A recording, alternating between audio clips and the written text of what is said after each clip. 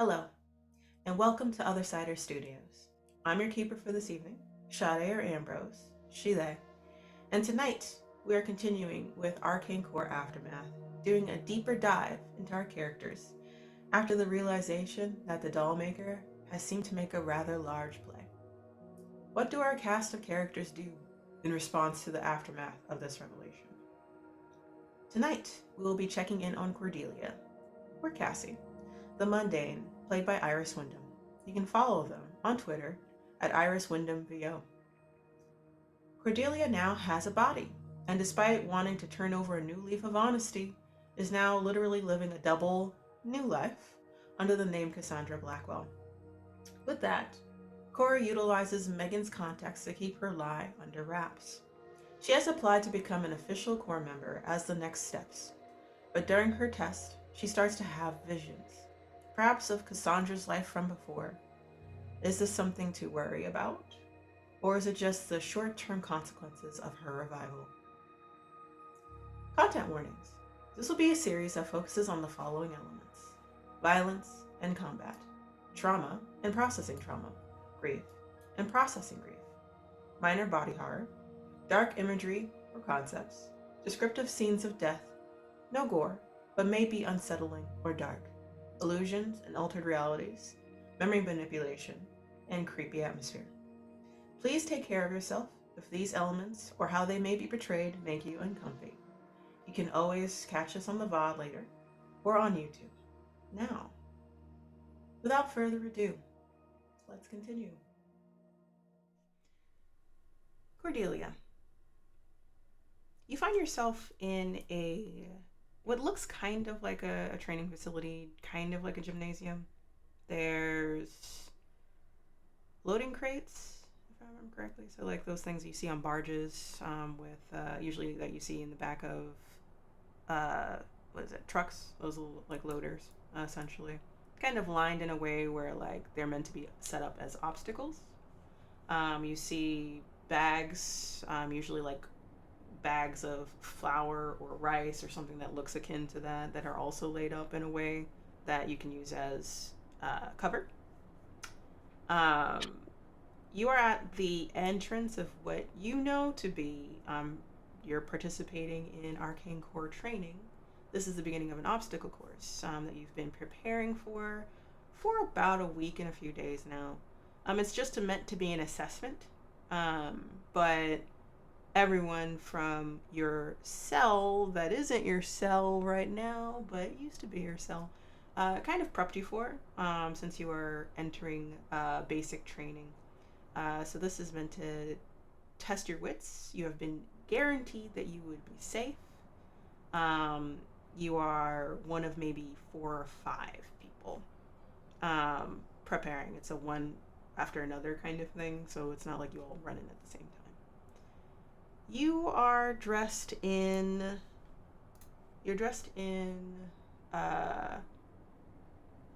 comfortable clothing, mild like body armor just in case. And you have a 9mm like holstered on your side. And it's loaded with salt rounds, essentially. So you've been told that this is probably whatever you're facing, it has a weakness to salt. So like you've been prepared rock salt specifically. Standing at the entrance with you, kind of off to the side, is Janice. Janice with red hair, also dressed very comfortably. Very much not like how you see Janice. Janice usually is dressed very professionally. We're like business casual. They look like giving the vibe of a professional gym coach now. Wear a polo shirt, hair in a ponytail, like athleisure, probably leggings, but like athleisure style, like aerodynamic looking, with comfortable sneakers. The only thing that's missing probably in your head is a whistle, if you're going for gym coach vibes, but that's not what there is right here. Holding a clipboard, and stuff like that. It looks like also in this area that people are gathering for evaluating to see. It looks like on the other sides there's like walls high up. There's like glass observation rooms, probably. Two-way mirror, you can't really tell who's there, but you get a vibe that like probably some uh, other cell leaders are looking to see what new recruits are here and report back to any other cells and stuff like that, just to see what the fresh blood has to offer. Janice steps up and says, "Okay, okay, Cassie, very nice to see you here. As it is, this is safe. We have a couple people like around perimeters that are there to help. They're you won't be seeing them. They're fine within the obstacle course. If anything bad happens, right? You'll probably be fighting either. You're not fighting anything. You shouldn't be. But there will be obstacles in your way. Your main objective is to recover and contain a book that's in there. That book, let's assume it's an artifact of some sort that needs to be handled and dealt with within an allotted amount of time. Let's assume that this book is the cause for the entities that are getting ready to try to stop you from getting there. You're armed with nothing but your 9mm, your wit, and any ability that you have been trained with up to this point. It is also okay to ask for help, call out to one of the chaperones, me, or anyone that's observing within the obstacle course. Again, you won't be able to see them, but they will see you. So don't worry, you're all great. Cassie, can you describe? Did I ask you? Did you like tell me what you look like? Did I tell you what you look like? I apologize in advance. You told me what I looked like a while ago.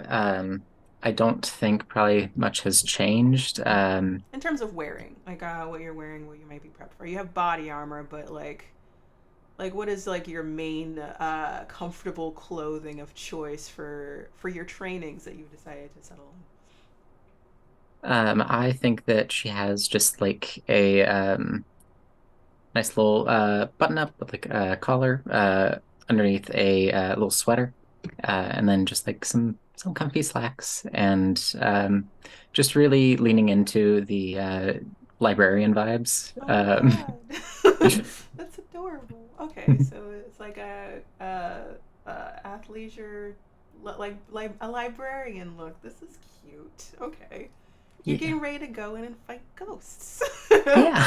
Oh, um, poetic on all ends. so poetic. It's so interesting. You probably feel a little like weird about this. No one else knows why, but like a lot of people are perceiving this as nerves, because you look so librarian mousy vibes, in terms of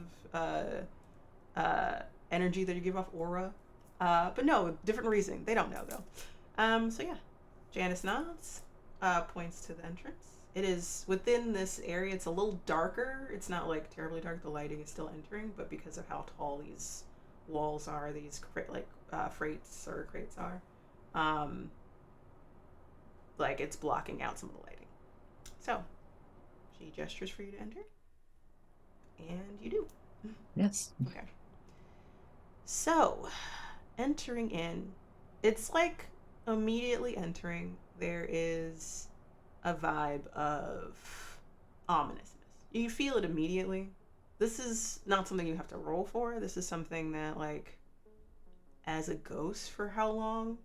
Like, you know what this is. You've made this presence before because this is like a weight that a ghost provides when they're in a space. It feels like entering another dimension. It feels weird to feel it at you. But here we are, poetic, as it were. And you enter. Tell me what you do to. Well, I'll set it further. I said it looks very narrow, so it's very not narrow, very linear. Like it's very straightforward. You can see maybe a few yards down there is a pedestal with a book on it. Very Indiana Jones style, where like there's a lighting, you can see it very clearly. Um, there's a lot of things blocking the way once you start moving around, where you need to like mark positions, hide, and stuff like that. But you see it. It might take you 10 minutes to get to or less, based off of how many obstacles there are. The time has been set to 15 minutes, is what you know. So yeah, with that, you don't see any ghosts, but you haven't tried to see if there's any ghosts either. What do you do? I think first things first.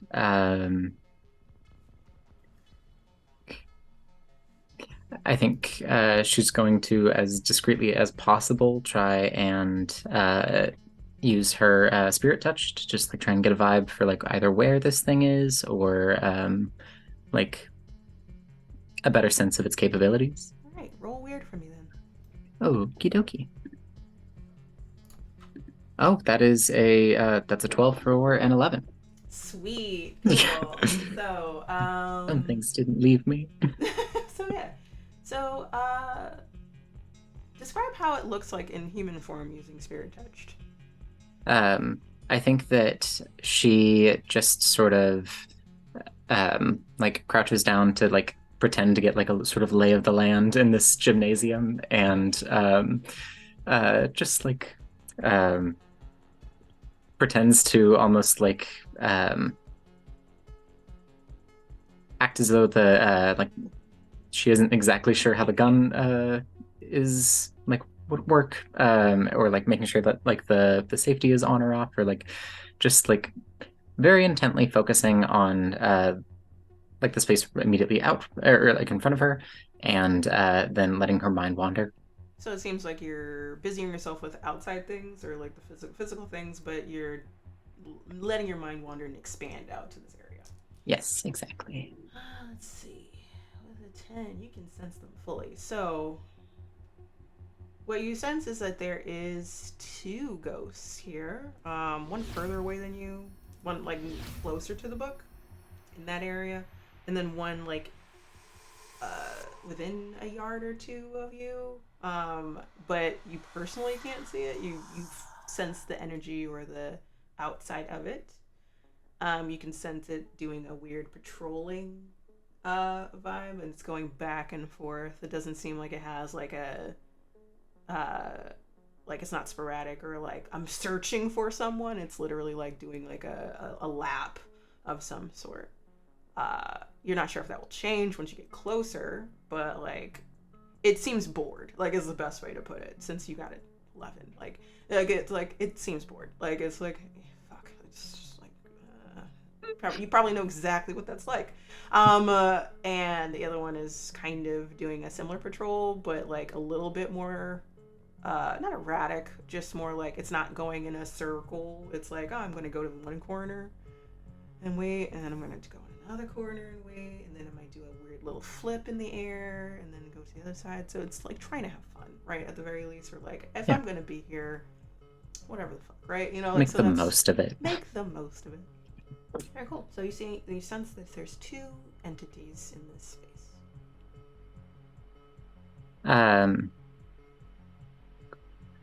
What could go wrong? I'll just charge towards like the closest sort of like barricade or like cover. Okay, hold on. I'm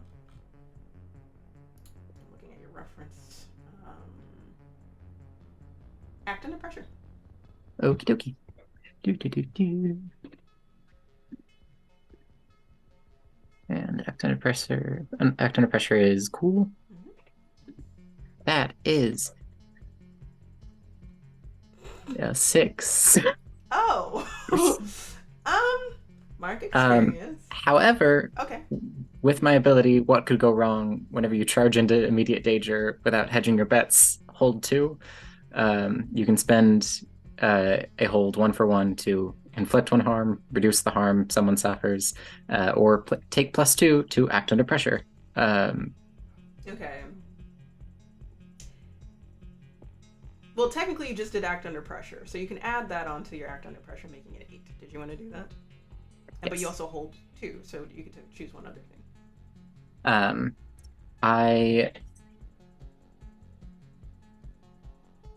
I don't think there's anything in particular else that I would like to do. So, okay. So yeah, like I'll say you can keep that until the end of the combat scene. So you find cover. You move a little bit forward. You can still sense this energy passing. You choose the opportune time when they're walking in the other direction or floating in the other direction to find a barricade to hide behind. You slip a little bit while you're getting there, but you quickly recover and duck your head down to like dip out of sight. What do you do next? Um, I think as a means of trying to sort of uh, draw attention away from myself, um, I will just sort of like as quiet as I can, like undo the clip and just slide out one bullet and just chuck it as far away as I can. Um, just to try and make some sound elsewhere. Okay, so you wanted to. So you're aiming for this entity to hear the sound and move away from you, to go a little Yep. out of its usual walking board path. Yes. Do cool. Just roll cool, not act under pressure. Gotcha. Okay, that is a 9. Nice. Okay, so you're able to do that just fine. It bounces. It doesn't go as far as you would have liked it to, but it does disrupt its path. So it does like you hear a grunt before, and it sounds so badly acted. Like it's just like, and, you know, like it's what it sounds like, and then it's just it goes towards that sound. It changes its path enough that you have more space to like find another cover, because I think this would be the only cover that you have. But we'll see. Like, so you're gonna do the next cover, or you're gonna do something else?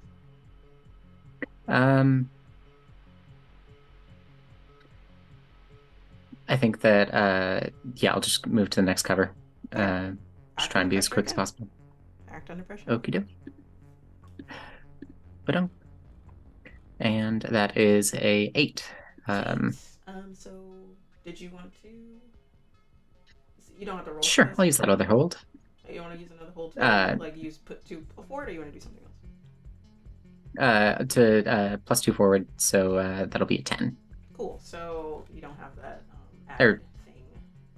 that'll be an 11 actually, but either still, way. like you did you fully succeeded. So you set out. Right. You did what you set out to do.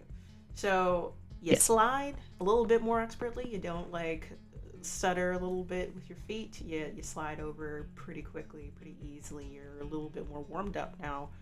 As you enter this new cover, you don't see the entity, but you can hear the metal of the gun, essentially the metal of the bullet that you like chucked out, scrape against the floor, as if like someone's trying to pick it up, but like it doesn't last that long before there's an irritated grunt of I can't do that, before coming back to kind of where you are, but it's not aware of you. What do you do next? You're now out of range of its visual sight, so like you were able to successfully pass this thing, unless you do something that like loud, I guess. But what do you know? Yeah, I think that I will. I think I'll just wait for it to get into view and take a shot Okay. at it. Just try to clear out the obstacle for the way out. Sweet. Roll kick some ass. Okie dokie. Of course, I have no tough, so that is a 9. Okay. With a 9, you trade damage. So you peek out from behind cover. Quickly take your gun up to safety, or it's already off safety because you're in here. Take an aim shot while it's turning to face you, turning back around to like make its round. And you hit it with how much damage is this firearm doing for you? 2 harm. Close. Small handgun is 2 harm. Yeah. So Loud. 2 harm to it.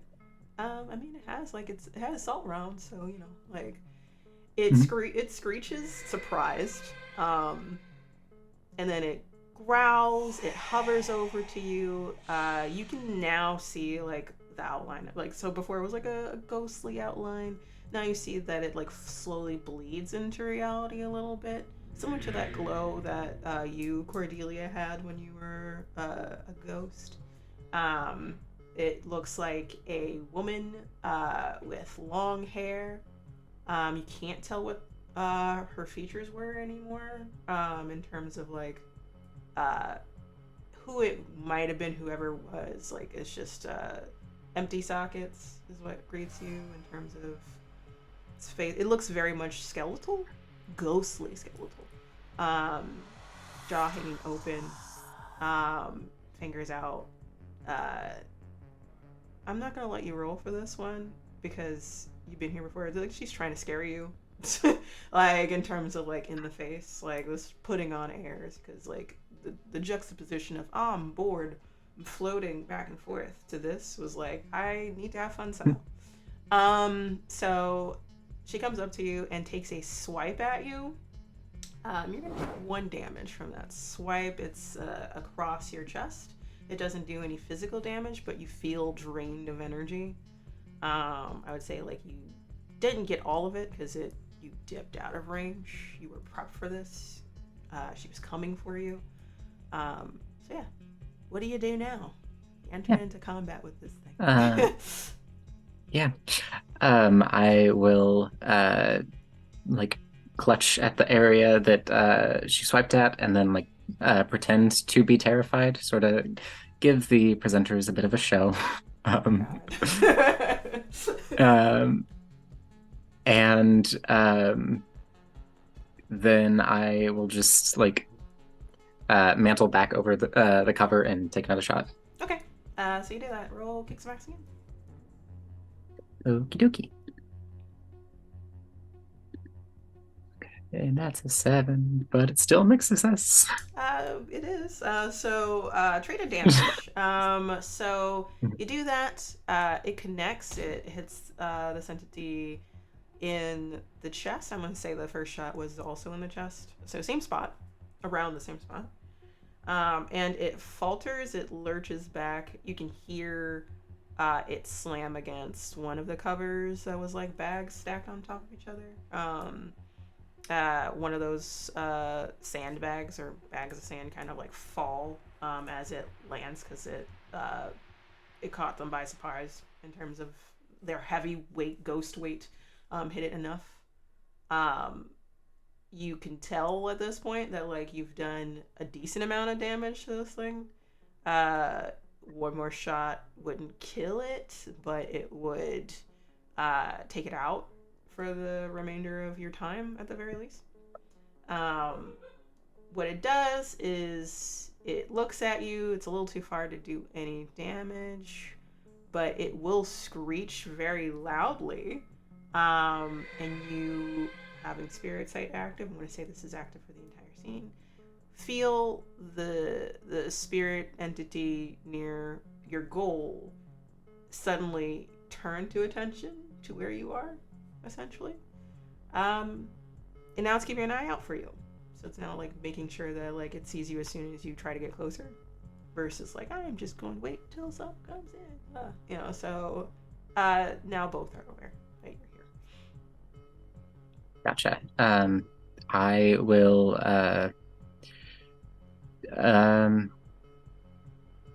I'll turn around and check to see like how much further I have to go, and I would also like to just use monster empathy to try and see what I could do to distract the second obstacle. Okay, by all means, go for it. Gotcha. That is, yeah, which is good. It's but that's another 7. Oh, okay. Well, you hold 1. Which is, yeah. So yeah, what would distract them? What would distract them? What would distract them? So, you used to be a spirit. So what you feel like might distract them is if you can throw your spiritual energy in a different direction, which is a magic move. Hmm. You kind of know how to do that in theory, but like because you have a physical form now, it might be difficult. So like that is one way to distract them, but since they both see you very clearly, uh they won't be distracted otherwise. Right. Um, and I think that Cassie doesn't really want people knowing that she can do magic, I don't think. That's the reason why she was trying to busy herself with like just messing with No, it's fine. her It's totally fine. sidearm. It's all But good. It's all yeah, good, no, man. yeah, yeah. You're fine. Um, and so I think that I think she's going to just like brace herself against the like her back up against the barrier and just like begin sort of muttering to herself, just like taking a few deep breaths as if she's trying to calm herself down. Um, she's not like mic'd up anything or anything, is she? Mm-mm. Nothing like that. Okay. Yeah, The what's I happening figured is not, like but there's it's one of those things where like observation rooms on either side, so people can get angles of you. Like so, there's two, so someone can see you, but they're not looking to see if you're doing magic specifically. They're looking to see how right. no one should know how to use magic based off of. So there's no like magic personnel here is the best, except for the people that Gotcha. are hiding to protect you. So that's the best way to put it. Gotcha. Then yeah, I will once again just like try to pretend to calm myself down while I attempt to throw my essence towards the like far side of the room. Okay, so use magic. Gotcha. Um, that's a 7 minus 1.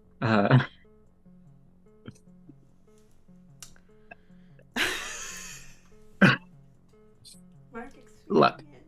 I'm gonna use a luck Are point you just because I sure? don't want. You don't have I to. I'm no, no. It's I know that these are low stakes, but Okay. I have all this bountiful luck that I can use I'm now that sure I'm a you can. So like I'm new just letting you know, class. like you don't have to. You are safe. Like nothing terribly bad is going to happen. But okay, so use luck. You get a 12 Yeah. instead. So Mhm. you're It describe how throwing your essence looks and where are you throwing your essence to? um I think that if you are not like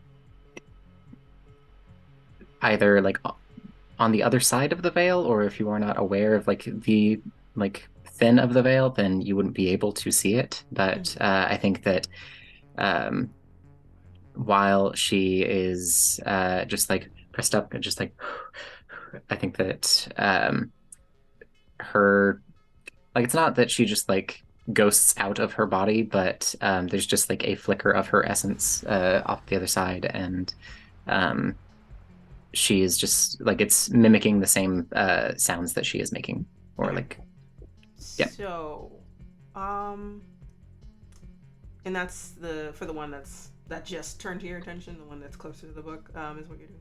Yes, the one that Uh, was just alerted. so the one that's just alerted, you do that, it's successful. Uh, you feel its attention turn towards this essence.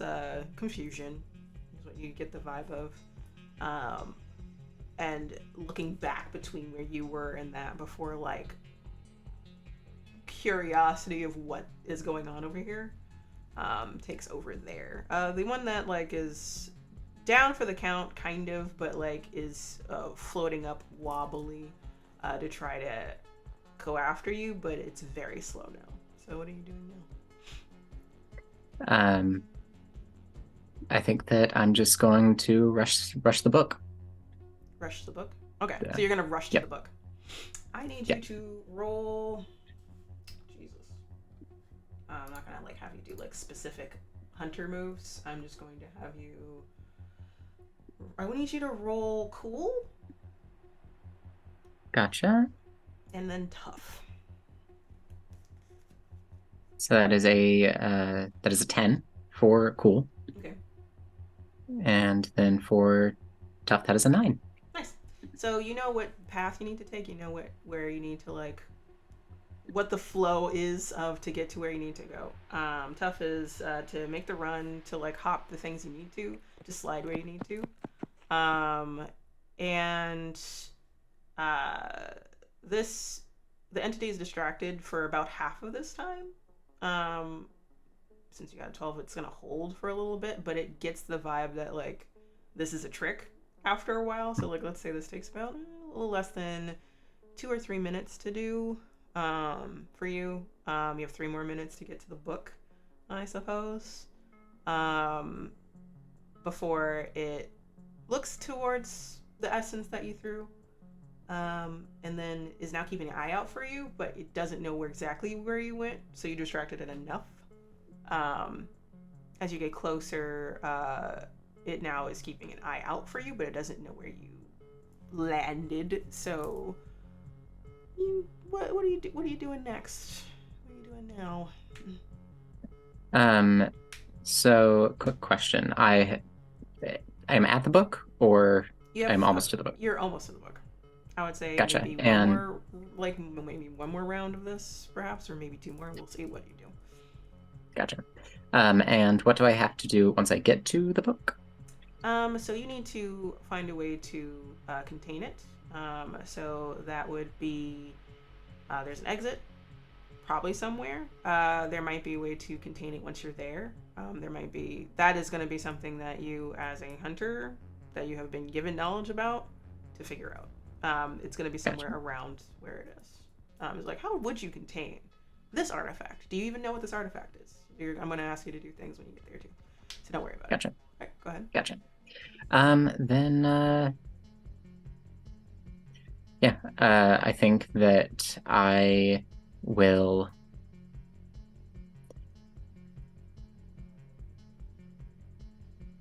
I think I'll just try and be a bit slower in my roll now that I've cleared most of the distance while they were distracted, and then just sneak as close to the book as I can get.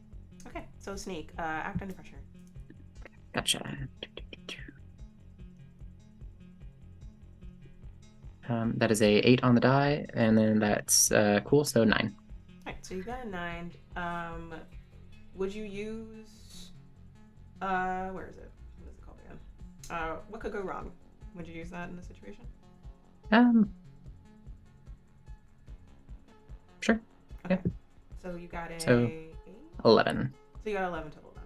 So you don't have to do like the choosing option of a price to pay or not. So you're able to do that just fine. You have one straight shot from where you are as you are crouched down. If you make one leaping jolt in that direction, you can grab it, but then you need to figure out how to contain it. Did you want to survey the area to see if there's any forms of containment nearby? Or do you feel like once you get there, you'll be able to figure it out? I'm close enough that I feel comfortable in like being able to have the time to contain it, so I'll look around. Okay, so sorry, that was long and winding, but yeah, investigate history. Gotcha. So that is a 7. Okay, so 7. Investigate history. You have 2. No, you have 1 hold. What question would you like to ask?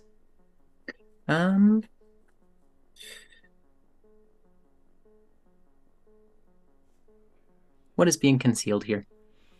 All right, so this book, it looks like it is. You might not have seen it before, but you have a vibe that it is a sentimental item. So this is a book that is something that has people bound to it. So this might be a reason for why these 2 entities are here. No one has been able to figure it out how to send them back. It is a book that looks like it has damage to it, so it has been damaged and it doesn't seem to be helping. So like because of their energies, probably it is stopping it from being destroyed. What you can do, knowing that this is their earthbound spirits and this is the tether, you can use an incantation to seal it away temporarily. It'll only last for a little bit. You can use salt to bind it as well. So you can either sprinkle with salt or like put it in a circle of salt. You're not sure if there is any, but like if this is one way to contain it, it might be in that area somewhere. If you're a magic user, you can put it in a magic containment of some sort. That would also temporarily disable it, but incantation wise, everyone can do an incantation just fine. You're just putting a little bit of energy behind it. So Mo could technically do an incantation. So that's an example. So, yeah. Gotcha. Yeah. Then I think that I'm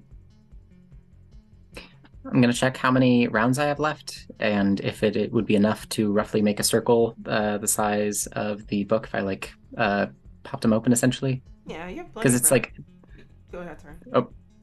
because like it's the rounds have like salt in them, or is it like they are like coated or? They have rounds in them, or salt inside the rounds.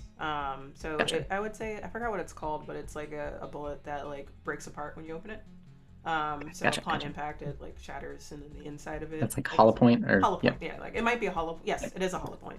So it hits, and then it like spreads out. So I literally just looked this up. I was like, yeah, No. I remember what bullets are. No, Yeah. thank you.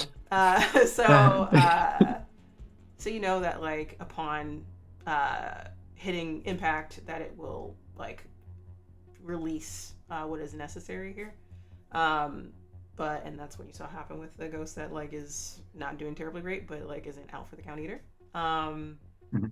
So what are you doing? You're aiming for it, or I was going to just like behind the barrier that I'm at, just like take out the clip and pop same out all thing? of the rounds, and then just like hit him with the butt of the pistol and to open them up to make a little ring, like to spread the salt around into a little ring, and then rush grab the book and rush back, put it in the circle as I think what the plan is. That's a good plan. Um, okay, so act under pressure. Gotcha.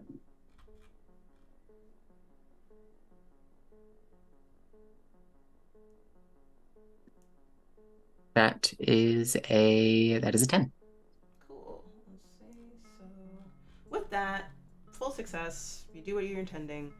So you're able to quickly do this and quietly. You're not so close that like you can just shatter this. So you're able to like open these bullets up, take out the contents, and it is just enough to make a very small circle. So like probably the size of this. I don't know if you're gonna be able to like do that with the book, because this book is like the size of this. Yeah. I was trying to see if like rather than like laying the book down like on the back cover, just like standing it up in the circle, if That it would would work. be big enough. That would work for Okay. sure. So like if so, it'd be like a. Sure. Can you roll sharp for me? Or yeah, roll sharp for me.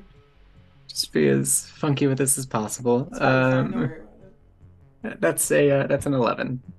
Okay, so you hear someone giggle right behind you, or like sputter laugh, and you know exactly what that laugh is, whose that laugh belongs to. So like if they're about let's say 8 feet away from you, but you're able to hear like and then they quickly quiet themselves. I am going to just like slide the clip back into the pistol and like wheel around on them and just be like, "Excuse me, this is a very nope, that's not my voice anymore. Excuse me, this is a very serious situation. I'm in intense peril at the moment." So you turn to the direction and of this voice. yeah, just over. like the gun trained on them that is empty, but So this person is like, yeah, such a dangerous situation you're in. Man, like you're in absolute danger. What will you ever do? the peril, the peril. Oh my goodness. Cass, just you're doing fine. Keep going. You cannot see this person. You have no idea why you cannot see them, or you might be able to if you figure like you have magic knowledge, but like it might be cloaking of some sort. But you could just sense the smugness, but the humor, the light humor in that voice. It's like, keep your eyes forward. Don't be too loud, okay? And so with this, is the book contained, or do I still have to do like an incantation or something to finalize the process? um, Or I guess I you need to get the book. words. Yep. You need to get the book Yeah, first. no, I was like, wait, no, we were just talking about how I would put the book in the small Yeah, so circle. you We set it didn't actually up. get the book. You set it up. I would say like if you want to infuse it with energy to like bolster this so that it is some form of containment, by all means. But it is enough to just stop what's going on as well as leave it as is. If anything, it would just be Gotcha. getting bonus points for like imbuing it essentially. But it's all good. Yeah. I'll do a little incantation before just charging in, grabbing the book, and charging back. All right.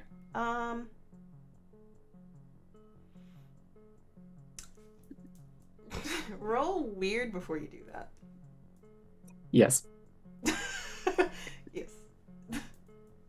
Yes. That is a 9 for an 8. Oh, okay. Well, okay. So while you're like looking at what you did in terms of after like sassing this cloaked person, and turning back Yes. to what you're doing and like making and like getting ready to imbue, um, for a split second, uh, you're not where you were. You're not here anymore. You're not in the obstacle course. You're not in front of impromptu made salts circle question mark. You're this is not where you are. In the moment you are crouched down on the sidewalk, probably somewhere in Manhattan, and you're picking something off the floor.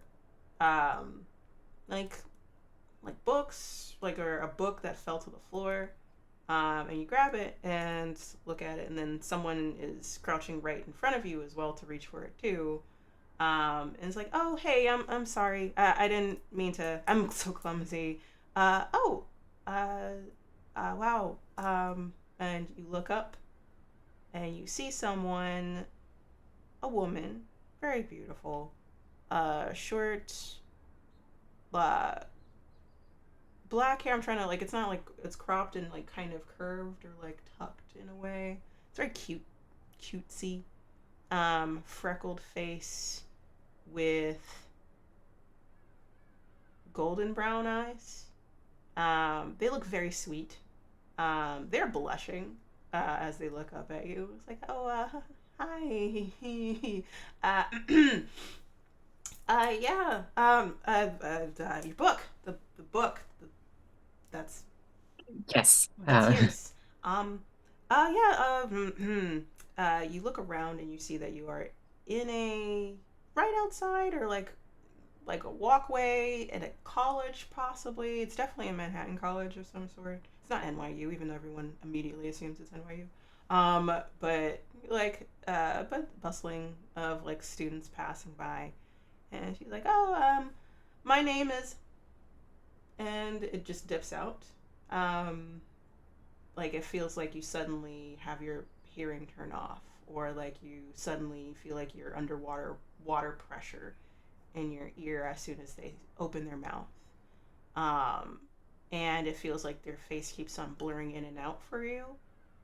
And then you say, "Oh, I'm Cassie." Oh, yeah.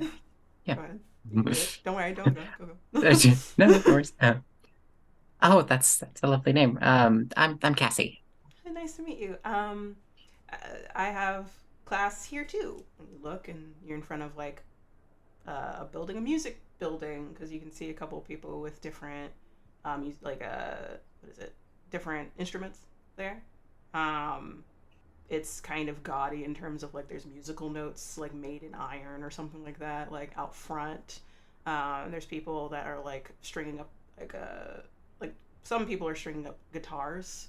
That thought that like, oh yeah, I'm the cool dude, bro. That like I'm like wooing the ladies, and then there's some that are actually like reading musical theory books and stuff like that. And as she dips over to like point towards the building, uh, you come back to standing up, Um, in clear view of this entity, I need you to roll act under pressure to see if you can dip out of range just in time. So that is a 10. Cool. You're fine. Gotcha. Everything's fine. So you hear that voice that you know very well. It's like, Cass. Yeah. And then you duck down immediately. And no more talking from that point on from this person, but like, you continue. You are now back in the game. You're a little like concerned, but hey, Focused. I'm gonna get this goddamn book. So, do what you were going to run. No, you're gonna imbue this thing first. Do that. I'm gonna let you do that just because I messed with you. You're able to do that just fine, so you don't have to roll for it. But you do have to roll to like make a dash for that book. Gotcha. As I, if it's all right, just overuse this "what could go wrong" ability. Or never mind, that's a 10. You're fine. Don't worry about it. You make it a 12 if you want to, or you don't use it at all. It's up to you. Describe how you're making a mad dash for this book, and then hopping back over to this mini salt circle. Yeah. Little pocket-sized. I just like duck under the. I assume they like swiped at me, and I am just going to head straight for the book and like try and go slow enough to where they like follow, and then I'm just gonna like sort of like juke from side to side and then duck back and under another attack to slide back to my little makeshift salt circle. All right, so as they're a ghost and could easily just float right through it. Yeah, so so I'm assuming that you're grabbing this thing. It does see you coming, but you're able to grab it just fine. You doesn't fully like bleed through like the other one did. It more is startled before it like chases after you to try to get this book back. You hop over a barricade to get to the salt circle. Can you roll? I wish there was a luck mechanic. This is getting on my nerves. Can you just roll cool again? That is a 9. Yeah. Did you want to? Oh, in this case, it wouldn't really be a what could go wrong. It was just, yeah, no. That's fine. I'll take the 9. All right. So, thank you. Finally, I gotta like do the whole like price to pay thing. Give me a second. I'm like using the thing too, so I apologize. No, you're fine. So the keeper's going to give you a worse outcome, hard choice, or price to pay. If you do this, you're gonna break the salt circle that you just made by accident because you're gonna slide, or you're going to take damage because it's going to attack you. So did you want to break the salt circle or take the damage? I will definitely take the damage, since I can also reduce harm with what could go wrong. Okay. And you did roll. It's just by 1, but yeah. So because it's coming up from behind you, and you're hopping over, you kind of are a little slower to the hop over than you anticipated it being. You're going to. It would have been 2, but you're going to take 1, just because your back is turned, so you don't see it coming. You can't dip out of range. Right. You have 2 damage. That's 2 harm like so far. So. Yep. So yeah. They grab you by the shoulders to try to grab you, but it kind of goes through, but enough damage is done to you in terms of energy drain. And it's still behind you as you like just miss the salt circle. And then it's imbued. And what are you doing now that you have the book and you have this this tiny little imbued salt circle? So is the final objective escape or escape with the book, or is it it's a containment. So like all you have to do is put it Okay. in the salt circle, and then Yeah. it ends. Gotcha. Yeah. Then I will just very gingerly place it in the salt circle. Uh, I'm sorry. It's and just like and. yeah. Not what I thought at all. I'm um, picturing that it's like a hardcover or something, and so like just like opening it just slightly, so it's like a little V, and just like it's. this is so adorable, but like it's so badass and then adorable, and how you execute, where it's just like, yeah, if I just open it a little bit and then I just. So you do that. You don't have to roll for this. As soon as you put it into this empowered mini, I keep on saying mini salt circle, everything, that presence that you felt, that looming presence of a clear existence of ghosts in the area, immediately evaporates. You feel at the back of your hair ghostly fingers reaching for you that just suddenly stop as soon as this happens. And it seems like the darkness, like it didn't seem, it sounded like, oh, like obviously it's because like it's blocking out the light of the room a little bit because of the walls of this area. It gets a little lighter, so you're like, oh, that also was an effect. I should have known that, but of course you do. And then you hear like someone on the I'm trying to see like how this goes. Like you see someone like at the back of the containment, the end of the containment, like a door opens up or like an opening appears, and it's Janice, and you see Janice clap.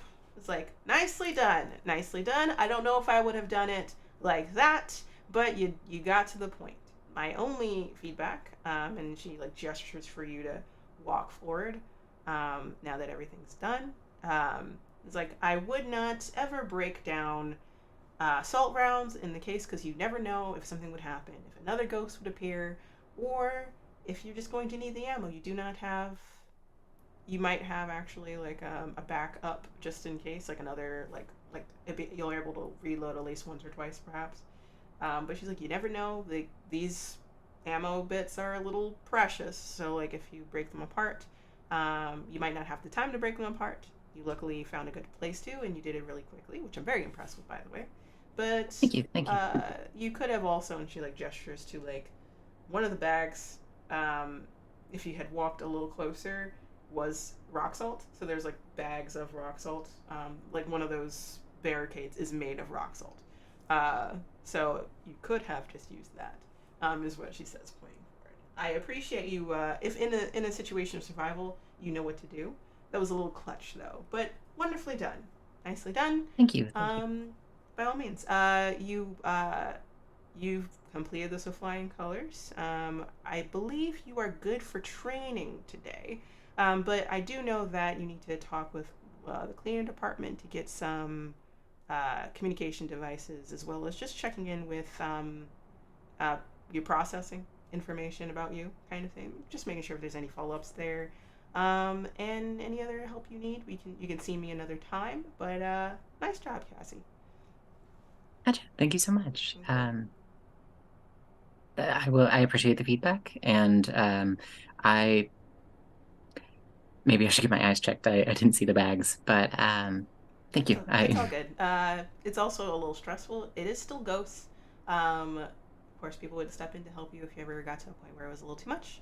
But thank you for thinking in the thought process of someone that has a last ditch effort. So do not worry. You completed the task just fine. As Janice turns towards the room, you see 3 people step out of cover. Some people were like physically covered. 2 people that are magic users, you guess, step out of magic cloaking. One of them, as you might have guessed, is Ezra. Ezra, like, waves at you as well as the other ones do. It's just like, nice job, nicely done, yay! Thanks. Yeah. The most awkward sort of, because like trying to be awkward on top of our normal awkward, it's just. The 2 magic users, Ezra and the other one, both giving off awkward energy. The other one, you guess, is more military or like law enforcement vibes. So like just staring at you and just like stone facing it at you. Um, thumbs up. Not awkward, just more like good job, kid. Or Vibe. yeah. Is what you get.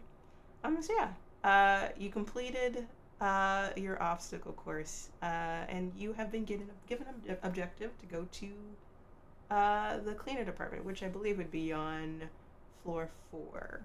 If there's anything you want to do before you do that, you can. It's just going to take a little bit of time to get there. Um, what floor is Jack on? I believe it's on 3? 4 2. I think it's on 4? 4 2. Okay. I might be wrong. I think the main floor is 3, and then on like floor 4 is where the research and development department is. So you were correct, actually. That's my bad. Continue. No, no, you're fine. Then I I think I might go get lost on the way to the cleaner department. Um, Okay. You get yeah, yeah, lost when you go to the cleaning yeah. department. As you're walking away, Ezra kind of follows you with his eyes before turning back to the obstacle course because you are not the only one. They're now prepping for the next person. And you see him fade out of view, going back into cloaking with that very seamlessly. You get lost. You go to floor 4 first to go to the research and development department, which you have access to. You walk over to the elevator, get in the elevator. Slow ride. Elevator music is just like very soothing and slow. There's one other person in there with you that's just like, awkward. Like you're the only two in here. They're not gonna do small talk. And they leave on floor 2, and then you go up to floor 4, and it opens.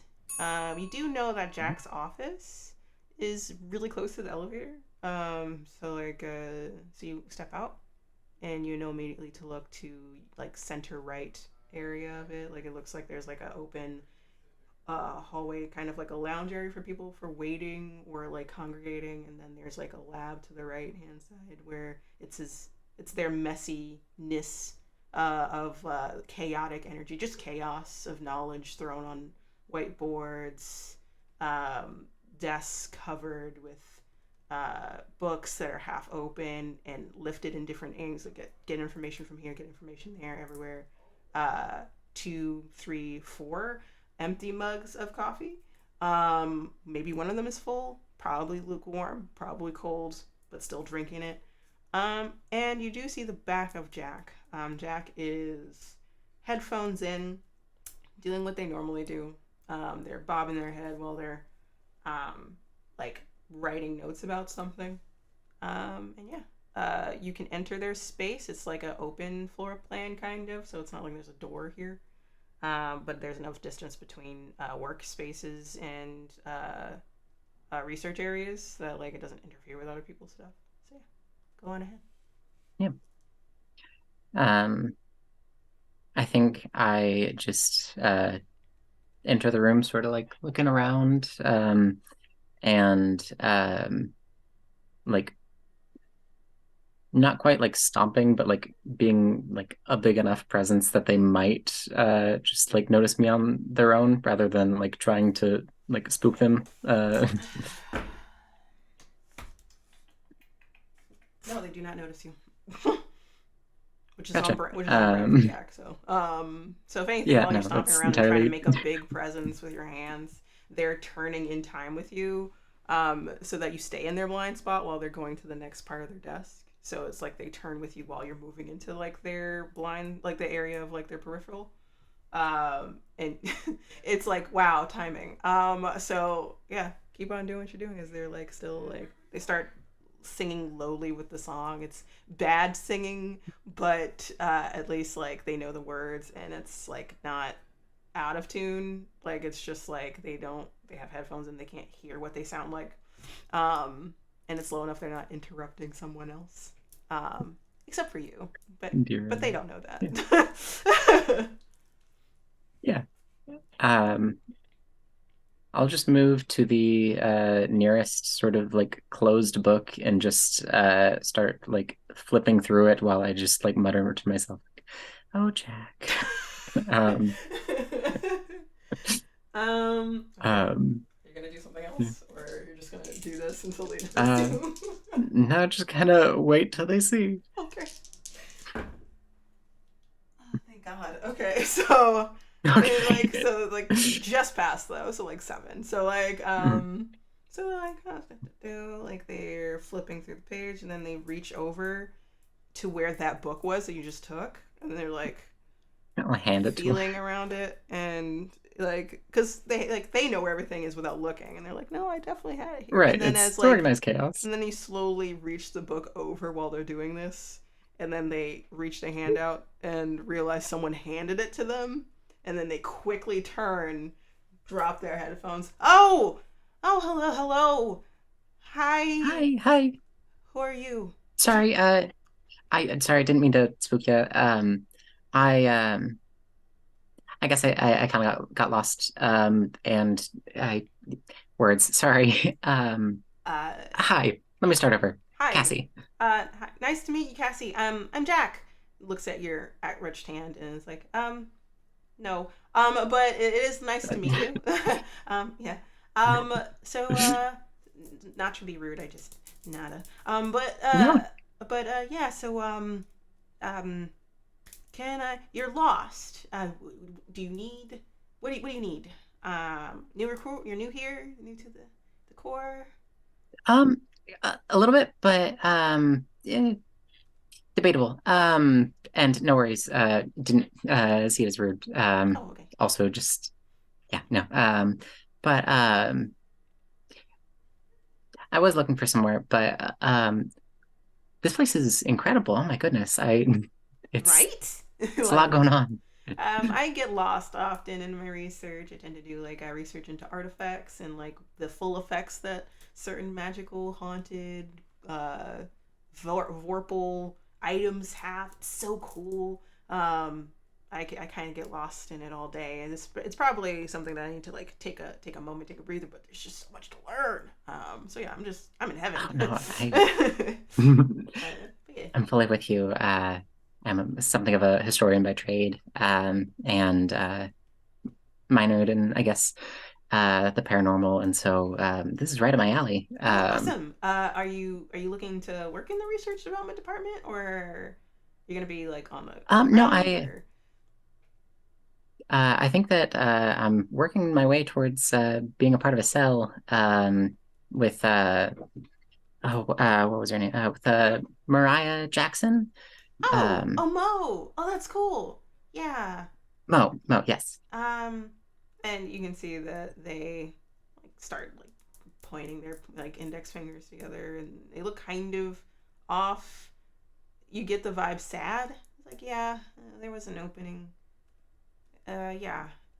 Um, but yeah, like I mean, I'm glad that they're moving forward and stuff. They're really good people. They're a little chaotic, but they're pretty tight knit and pretty cool, and they got your back no matter what. So yeah. Mhm. Um, yeah, no, they've been extremely welcoming so far. Um, I sort of ran into them on their last mission, and uh, beside the point. So you said that you like are just into sort of like testing like the extensive artifacts and like sort Mm-hmm. of the different. Nice, nice, nice. Anything that you're working on currently, or favorite artifact that you've dealt with, or I don't Well, know. there's one that I'm still working on, and like you can see, still they're in their rolling chair, like they're extension of themselves while they're here. They do that whole like scooting over from one part of the desk to another part of the desk, and this is when they stop right short of like that table, that like that table that looks kind of out of place. It's a wooden table, and it has etchings on it. Like the center of the table is a circle, and then there's different etchings of different languages, different sigils from different, like, pick a thing. Like, it is encircling. You can see that there's domes from outer edges going in, so it looks like several layers of protection. You remember this from when the journal was bought in. It looks exactly the same as it was. The only difference is that there are more domes activated. So before it was only like one or two. Now it looks like all of them have been activated. The innermost one has been shattered. And you see that journal. It keeps on like kind of glitching ever so often or moving. The pages might rustle a little bit as you stare at it long enough, but not by a lot. You're just like, like if you weren't who you were, I mean, you were legitimately like Cassandra Blackwell who doesn't know what's going on. It just looks like, it's a magic artifact, right? Because we're in the Arcane Corps, but you know that, hey, this thing, this thing is tricky.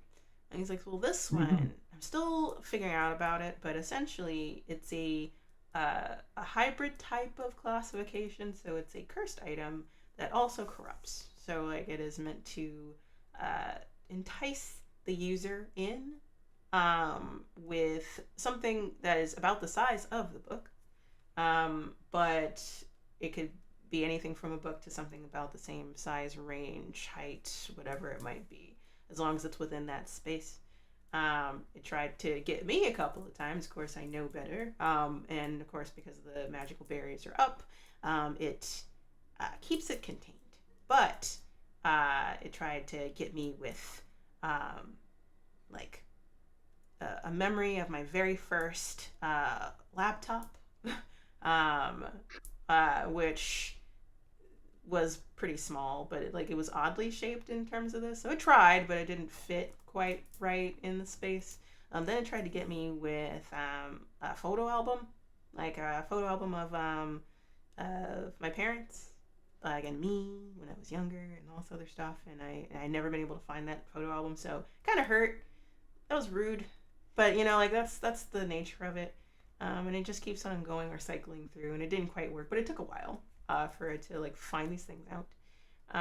It seems that it only activates upon physical touch, and it needs a prick of blood to cause. It's kind of like an infection, or like it enters you, and then corruption starts.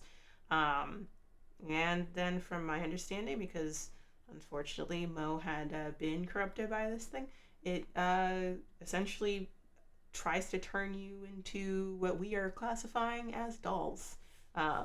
And an entity that is connected to this book will puppet you. Yeah, no, that's I kind of saw a little bit of that happening when I first ran in with the cell. That's terrifying. Just like thinking about what it would try to use to get to me.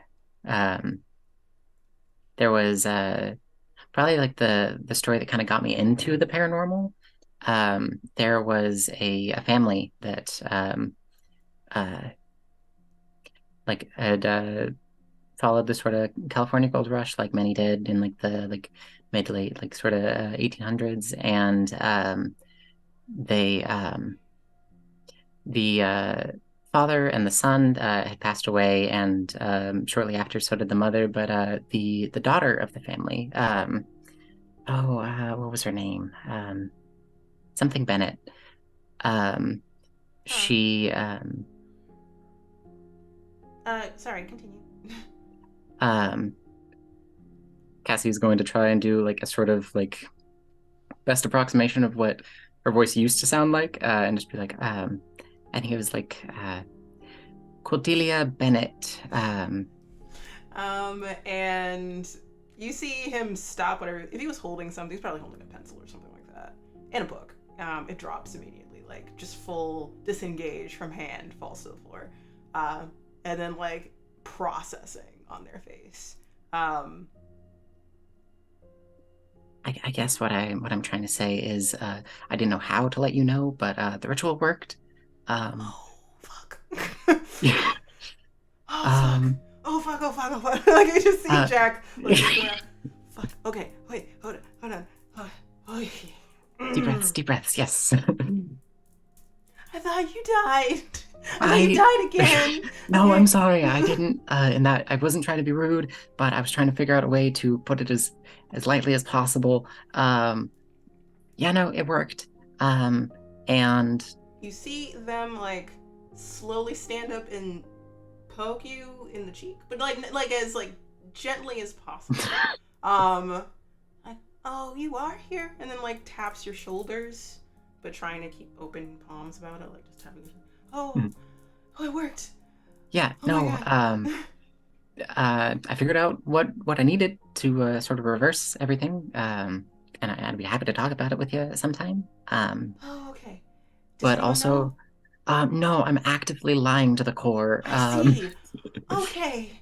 Because I feel like if that was a thing, then there would be more hell to pay. Yeah, no, I very much don't want to pay any sort of hell, and so I'm actively avoiding I the don't idea want of you that. to pay any hell too, because then I No, would yeah. also have to, because I told you how. I mean, no, I would have, I'd make sure your name was kept out of it, but I appreciate that.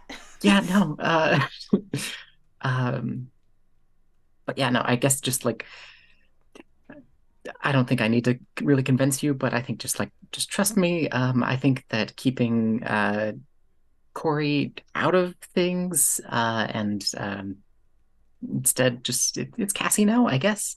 Okay, Um, so Cassie, Corey, Cassie, yes. Corey, Um, yeah, Cassandra Cassie. Blackwell.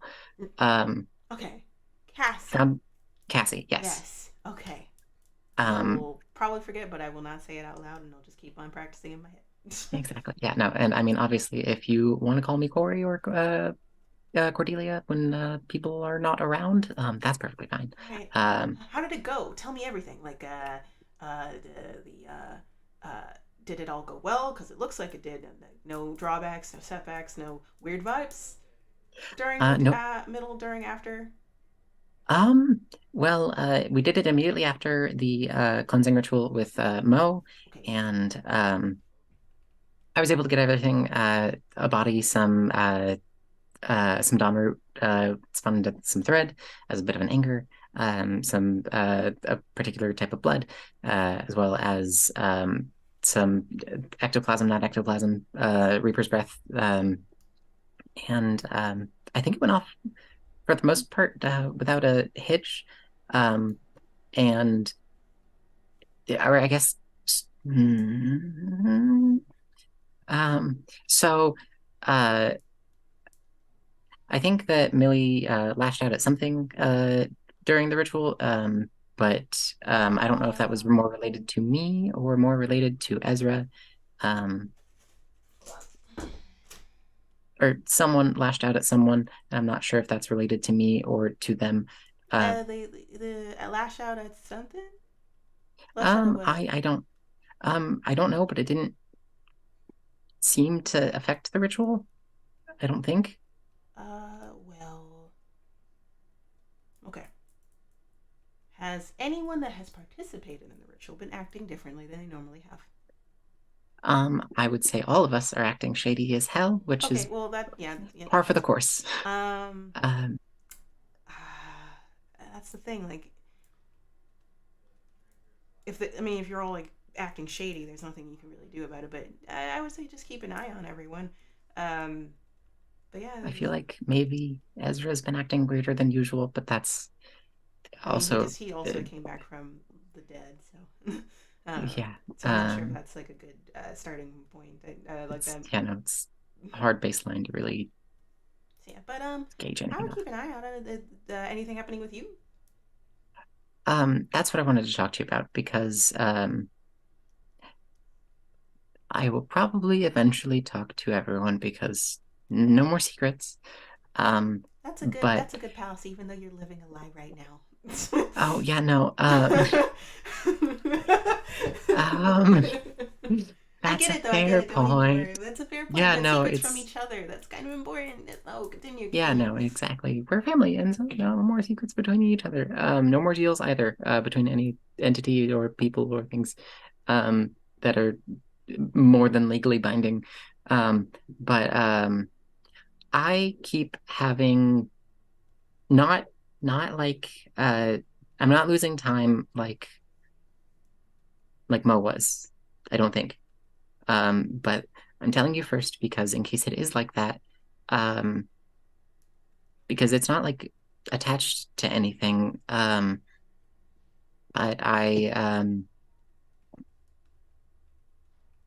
I tried to sit down a couple days ago, and I thought that I was sitting down um, at a piano, and I I feel like there's like some sort of like melody or something just like right on the tip of my tongue, or some sort of tune, but I don't know. And then also I just passed my sort of initiation Oh, congratulations. yeah, thanks. It was lots changed since I last had to go through any sort of like orientation for the Corps, especially since last time. Um, You were a part of the initiation process for the Corps for other yeah, hunters? yeah. I I had a vision that lasted a lot longer than this one, and I don't know exactly what any of this means. I don't know if I am if Corey is experiencing some of Cassandra, um, Ah, which okay. also I just think it's yeah, It, it's which also I it, just think it's it's normal to be honest. Like you're entering a new body, that's not yours. And he's like dipping his tongue. That's not yours. Like looking around, making sure. But yeah, um, it's just bleed.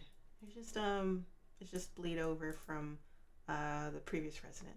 Uh, I would be more worried if their soul was there, because then it's a fight for control. But it's just you, so it's just it might take a little bit of time to stop. I would be concerned if it keeps happening after 2 or 3 weeks. I would say, or if um, they last longer, like in terms of like whole chunks of time. It seems like gotcha. it wasn't that long.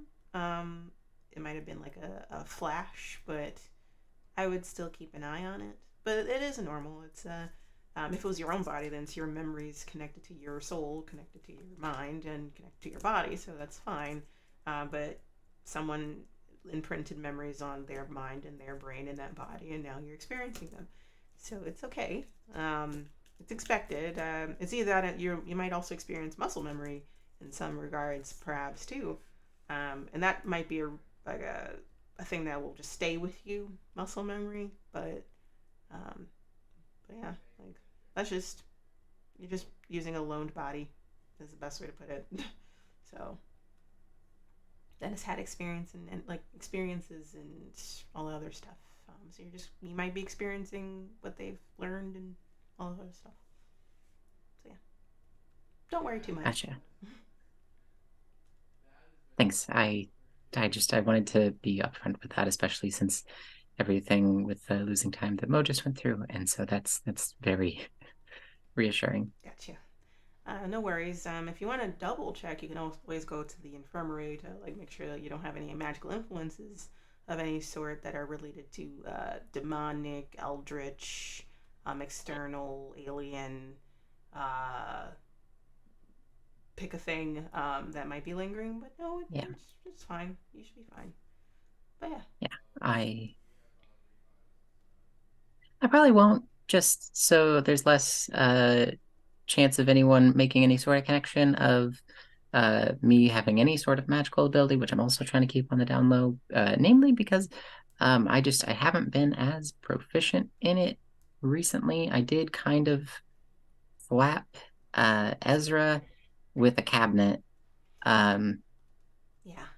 Also changes. You'll grow into your own. Don't worry. But yes, mhm. but yes, Cassie. It's nice meeting you, as they say very loudly as someone walks by. Cassie, it is wonderful to meet you. Please stop by It's another charged. time and do what you need to do. I'm going to continue doing work here. Okay? Gotcha. And then Thanks for the directions. Yeah, I probably should be. this is one of the things Uh, talking about. Okay, so yes, just I'll see you later. yeah, I'll be around. I'm here like usually all the time. So, so mhm, yeah, yeah. Take care definitely. and Godspeed. That's how people say that, right? Anyway, bye. And he I like think puts the so. headphones Bye. by immediately and turns back around, back to work. Because too much time has passed for them before they get back to the Mhm. thing they love doing. All right. Yes. So, and you're going to head to cats. Now I'm gonna go get Okay. head to cat. Yes. As And I walk away, I'm just like, they're so silly. Just to myself.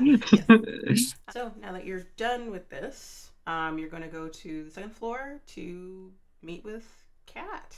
And Yeah. go through finish your process and get all your extra gadgetry that you need to get started. So yeah, we're going to take a little bit of break right here.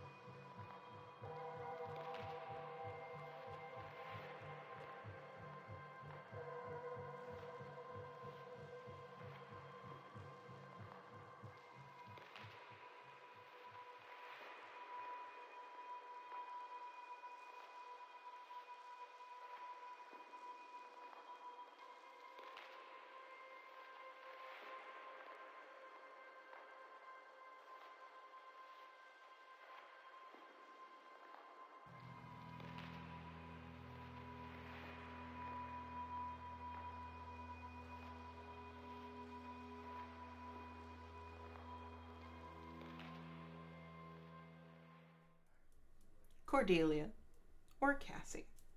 Elevators open up on the second floor. This floor is more organized in a way where uh, there is, I would say, part of it is very technical, so it looks a lot like a uh, startup, like a tech startup on one side. So there's like open plan cubicles where that are a little bit more uh, designed out to match the different types of tech people that are sitting there. So like hackers, developers, stuff like that are lined up. They all look very comfortable. You would say tech bro-ish if it weren't for the fact that this is the Arcane Corps. So like they just look like they are a little bit more interesting than a tech bro. I don't know how to put that, but like they look like they're dressed very differently than like a business casual, or like even the hoodie with like the baggy jeans and like the Converse's vibe. You see some people dressed alt wise. You see people dressed athleisure wise. You see people dressed differently. Very comfortable. And on the other side, you see like there's a lot of glass rooms that are like two-way glassy. You know that those are like training rooms or like rooms for like combat specifically. You see like it goes on. There might be a different section that has larger spaces for like more in-depth training. Those are for the clean. So like you said, this is the cleaner department.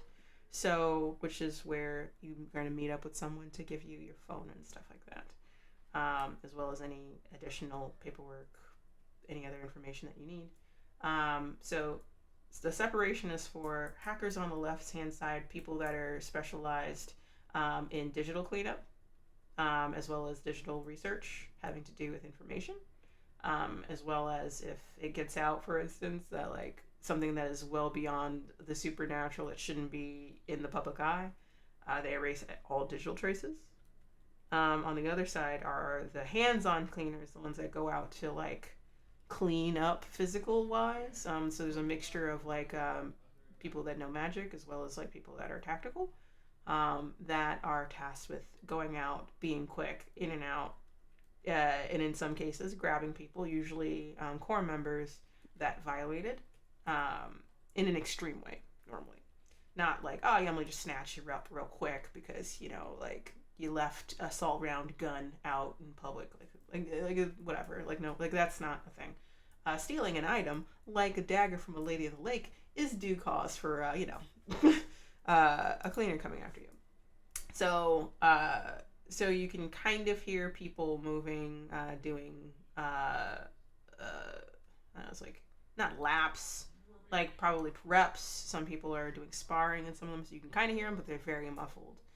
It's very interesting seeing this bifurcated stepping out of the elevator, this long hallway, the tech on one side, the gym bro vibe on the other side, the parkour guys on this side. You know what I mean? So like the nerds and the jocks are like here, and then there's unity here. Weirdly enough, there's respect there, that sense of respect as you step out. You were told to where to go, which cubicle to go to. So like it is a little bit of a walk, going straight down to like the near the last cubicle, second to last cubicle. As you're walking down, and you see as you're approaching that cubicle, the top of curly hair, black on one side, purple on another side. You walk further and you see like a hoodie, choker with chains, ripped t-shirt with graphic tee of some sort of like a band that no longer is as popular as they were, but like it's very vintage to like, oh yeah, I still listen to them, like whatever. And then dark pants, ripped jeans, and booties. And they would say they have one headphone in and one out. And they're typing away. Looks like they're doing research on something, as well as like going through. You see different windows popping up on their screen. Like it is fascinating seeing them work. So fast you can barely see what they're doing. You see code flying across the screen. You see a lot of, if this is like two monitors, one is like them doing the work, the other side is like the preview of what they're working on. Sites that are look one way and then suddenly look differently all of a sudden. And then another one keeps on, like another window pops up and it's just like they're doing, this is so fast, like just, oh my goodness. Like what the fuck is going on? Like what kind of digital magic, like kind of thing. And you walk up and you stand in front of their cubicle entrance, and it's up to you. What do you do next? Seeing what or just remembering what Jack had done earlier and just trying it out for herself. She'll just go like try and do the little like As they're typing away, one hand goes up, still typing with the left hand. Hold up, they are not Jack. Like she's very much like, I see you, calm down. So like, hold on 1 second, and then goes back to doing what you're doing. You can see that the desk is covered in very like, not vampire aesthetic, but like like the alt goth. What is that stupid? What is that store again? Hot Topic. There we go. Hot Topic. Hot Topic. Yep. Spencer vibe. Where like black, white, purple, red color tones. There's a bobblehead of Wednesday. Like next to the thing. There's like a couple of pop vinyls. As well. From comic books as well. There's some very dark humor posters that are very related to like, you can do it, like like hang in there kind of thing, but it's a bad joke, in terms of like what you're saying. You're like, Jesus Christ. And I'm not going to describe what the poster says, no. But like but you can guess. It's just like, hang in there, Jesus Christ. Yeah, like those are the vibes you get. Their personality is very heavily saturated in this cubicle. And then they suddenly just stop typing. Like rest their hands on their desk and then they turn to you. It's like, so, Cassie, right? Yes. I was Yeah. Okay. So, going through the whole spiel of your essentially, you went through immunization.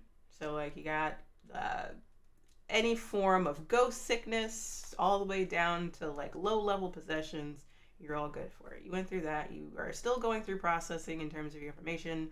Luckily, I made your whole new identity, so now you are an historian. Thank you. And you went to school in Texas.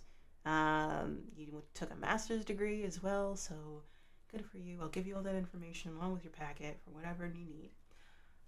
You have your starter phone, the main phone that like the Corps is giving you, but also, and then like it's like a smartphone. She gives it to you, like probably iPhone or something like that, just something simple. And then also gives you an Android phone.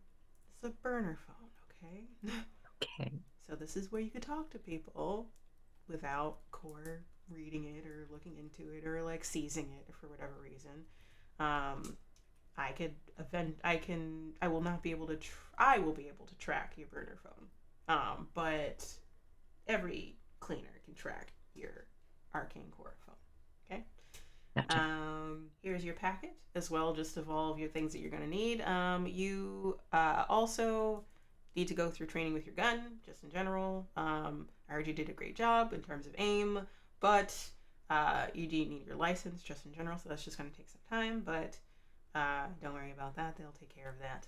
And I think that is it, unless you have any questions for me.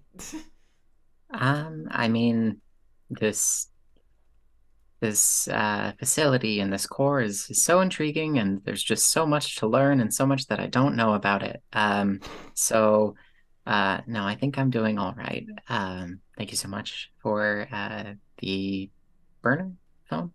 And let me just say it a little bit louder so everyone can hear. Like you're on the cleaner floor. You probably shouldn't be saying things out loud like that. Thank you for the phone.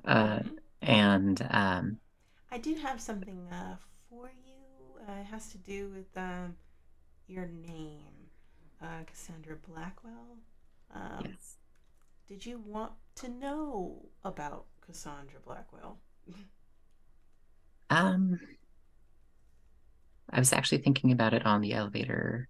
Um, I am caught because I do like me something of a mystery, and so I was considering doing a bit of snooping, but I don't. I think I wouldn't say no to a bit of a start. Okay. Well, I have a little bit of a start. So, Mhm. just a surface level search. I have a couple of things. I will send it to your burner account. Okay. Gotcha. You can make your own email. You can do all that stuff on your burner phone. I'll just, as soon as I These are know, words. I will send it to your email. And Okay. you can look through those files whenever you want. If you want me to do more extensive searching, by all means. But some people just want a fresh start. Yeah. Um, I either way, it's a much needed fresh start, I think. But I'm curious for a few reasons. Totally, So totally get it. So yeah, want to know about the body you're writing? I totally understand. But yes, take care. And I'm here. Of course, Megan will reach out to me if anything. You can reach out to me now whenever. You got a connection in the cleaner. That's a pretty sweet deal if I do say so myself. But yes, just keep it on the low, chill out, relax. Like you're all good. Don't worry about it. Just don't like jerks a thumb over to like the other side of the department where all the gym bros are. It's just they could be a little bit more uptight than we are, but they're also good peeps. Just chill.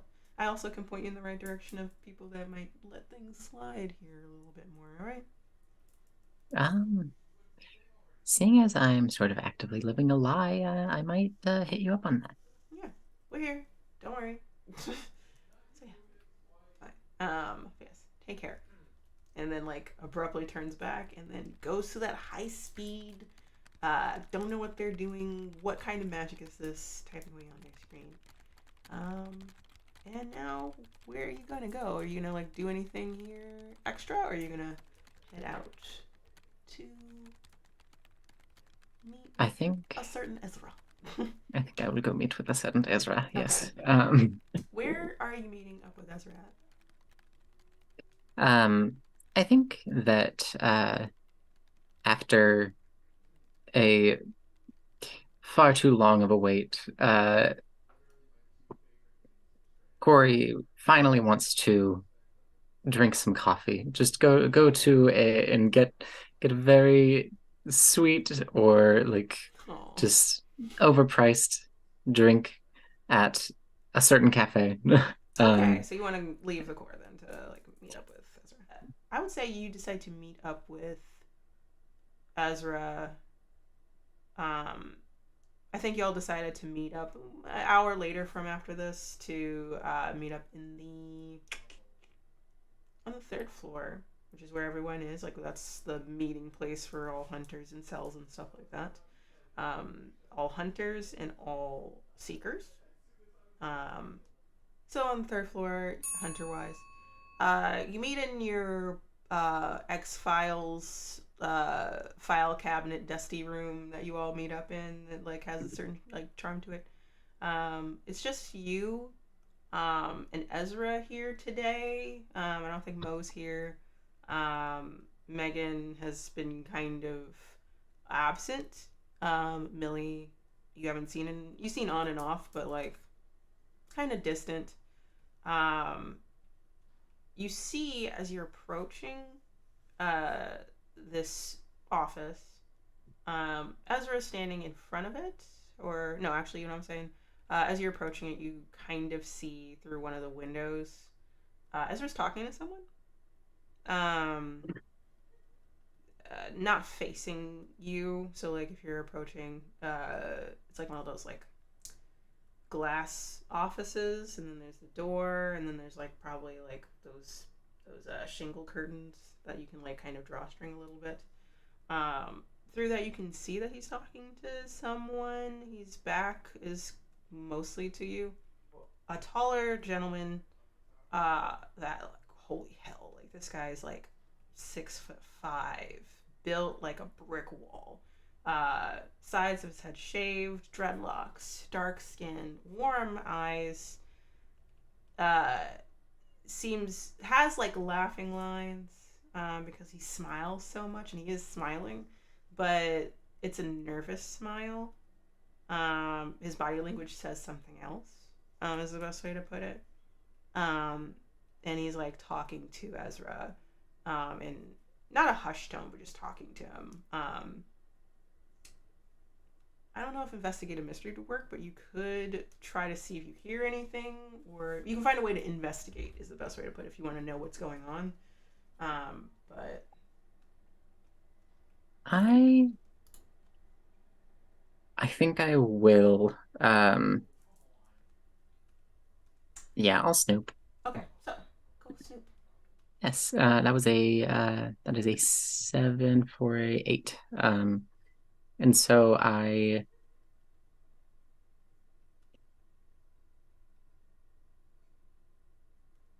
um just running off of Marcus's sort of like nervous sort of smile. I think I'm gonna go with what happened here. Um, Okay, just to see if there are any other tells or. that's a good one. I think it's a really good one. So you, Cordelia Cassie, don't know that who this exactly is. You, Iris, do, but um, this person is nervous about something that they might have witnessed or seen, and is telling Ezra about it.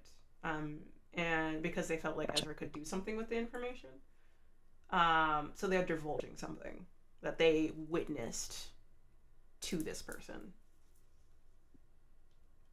You only have one hope, Gotcha. right? Yeah, no, that was all I got. Okay. Yeah. I Okay. think Iris know what was going on, but Don't worry. Um, as Ezra is like talking back, you see those brown eyes of this tall, like bulky linebacker of a man stranger like lift his eyes up to see you looking through the glass. Um, and he like looks up, and then that smile turns very warm, genuine, cuddle bear. And he waves back. Ezra turns around to look, oh, and then smiles at you, and then like waves for you to come in. gotcha. And you Um, yep.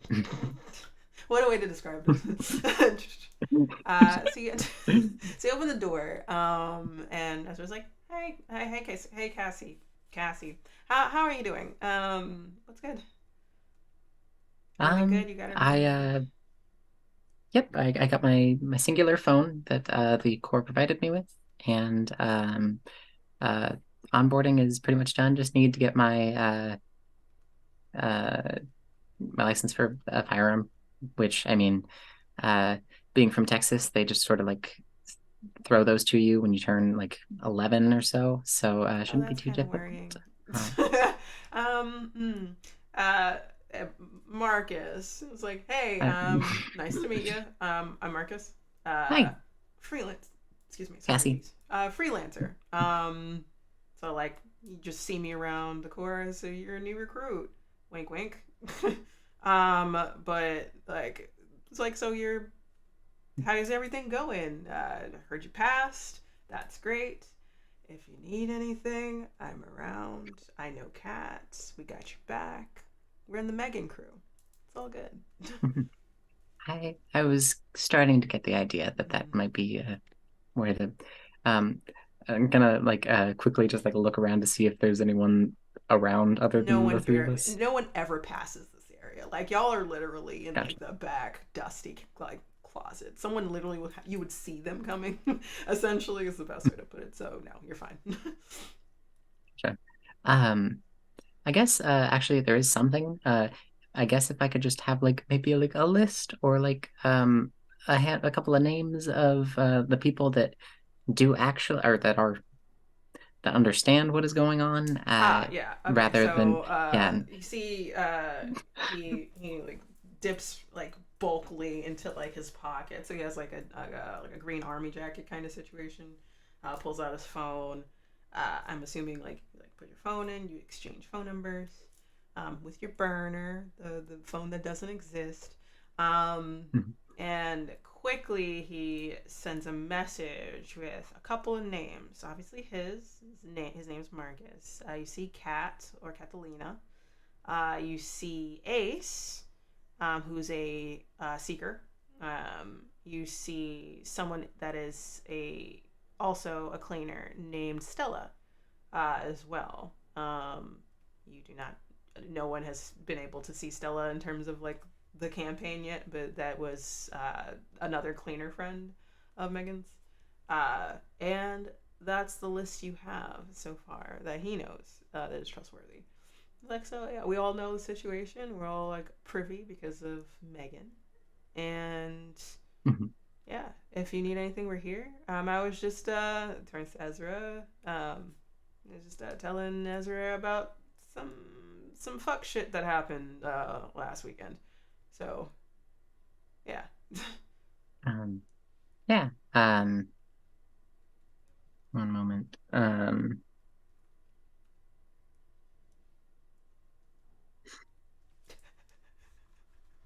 What's I looking at you, trying to figure out if you want to do something. It seems like you do. That's exactly what's going on. I I was just considering doing like some sort of empathy or monster empathy, um, to see like if he's doing all right. Marcus, that is. Um, Uh, up to you what you want to do. So like, um, I think I'm gonna empath, and even though it's not as good of yeah, no, that's a 6. oh. Oops. uh, your brain is overwhelmed with emotion. It certainly is. So he's fine about what he just divulged. You get the sense of, but you get the overwhelming presence of feralness from him. So like you see him there, you see that smile. He looks very warm and gives off like large fun, like a large, like a big dog that like is just wants to be around people and happy. And then you feel this overwhelming like pressure over him. Like there's something cloaking over him, and it's like that feral smile. Something behind him has like a more feral, large, canine smile, yellow eyes, 3 times bigger than he is. Hungry, intense, looming. There it's a very different vibe. Like it is very much like hey, I'm hiding this. Like this is not for people. Don't worry about this. He also doesn't feel like that right now, but like he feels like that often when he's angry or when he needs to protect or when he's fighting or any like intense, which is what he was feeling in the situation he was describing to Ezra, where he needed to like dig into that part of himself. Um, and that's what's coming through. So like there's that bifurcation. Um, React to this overwhelming presence of this wolf that you're seeing. It seems to like overcast him. I think just sort of without realizing it, Cassie just sort of like takes a few steps back and sort of like almost begins to like kneel into herself or like cave a Hey, hey, bit. hey, hey. Uh, I know I'm a big guy and stuff like that, but I don't hurt people. Promise. Unless you start something with me. Like it's okay. Ezra comes out beside you and like puts a hand over your shoulders, around your shoulders to like comfort you. It's like, hey, you okay? um, yeah, no, I'm still not used to uh eating. So I think I could use a bite to eat. Oh, Um, yeah. it's I mean, we do have to go anyway. But yeah. Thanks, Marcus. That's lovely meeting you. yeah. It's lovely meeting you too. Sorry if I like scared you or anything. I didn't mean it. Okay. Yeah, I'm around. You have my number, and if you need anything, you have the phone numbers of everyone else. So yeah. Take care. I would In say that. the Go ahead. Sorry. I was gonna say in the like doorway, I'll just like and turn back around. Okay, I tried to read your emotional state just to get a vibe for what y'all have been talking about and how you were feeling to see if um I guess if you needed comforting. Um, I'm still getting used to my magic again, and so it sort of backfired. Oh. I didn't get scared by you per se. It's more just that it was a lot all at once. Ah. Oh. So, I'm okay. Thank you, by the way. I'm okay. I'm just uh you probably felt the wolf, I guess. Werewolf, by the way. Nice to meet you. I Reintroduced. But no, it's fine. It's all good. You know, like I just encountered someone while I was out in Caligo, and I needed to defend myself. And it's someone that Ezra knows, so I was a little concerned. Um, didn't seem like it was out of character, so I was just a little concerned, and yeah, I'm pretty certain that he'll tell you about it, but I'm okay. It's nothing I can't handle. Like, no broken bones, no harm. Some other people got hurt, but that's all. yeah. Trying out this whole honesty thing, obviously, only to an extent. But Yeah, I um, know. I get it. yeah. But yeah, like if you need me, I'm Uh, around. Don't worry. We're a ride or die here. So like if you need us, let us know, and I'm all good. But take care. Um, yeah. Nah, he still feels a little bad for scaring you because if you dipped into his emotions, you definitely sense the wolf, and its protective feral nature, and that can be overwhelming for people to see. It was like seeing a werewolf fully transformed in front of you. Is like the feeling you got. And your reaction was the reaction of someone that would be facing down a werewolf. So like he's seen that before, so he knows he's scared you. Let me mhm. make it clear. So yeah, he dips his head, walks out, leaves you and Ezra. Ezra looks to you. It's like, so coffee, right? Coffee? Yeah, and food, because you need to eat. Yeah. Did you have anything And for breakfast? yes, I had an apple. Just an apple. You know it's like two Yes. o'clock p.m. right? Like, Um, Also, yes.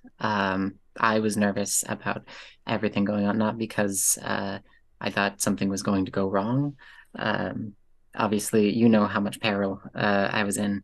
Um, but oh yeah, so devastating. Oh my gosh, you almost died. oh, ooh, those ghosts are so scary, so frightening. Ooh, Anyway, let's go. He like lifts an arm out for you. He's like, wait a minute. We probably shouldn't be doing this through the core, right? you're probably right. Right. Lead the way, newbie. Thanks. And I'll just like start um, leading the way and do you think I upset him? And then we'll just sort of like trail off and not actually have a conversation. But So yeah, so no, no, you didn't, and like continues to walk after you. And y'all take the elevator, go down the first floor, leave the core.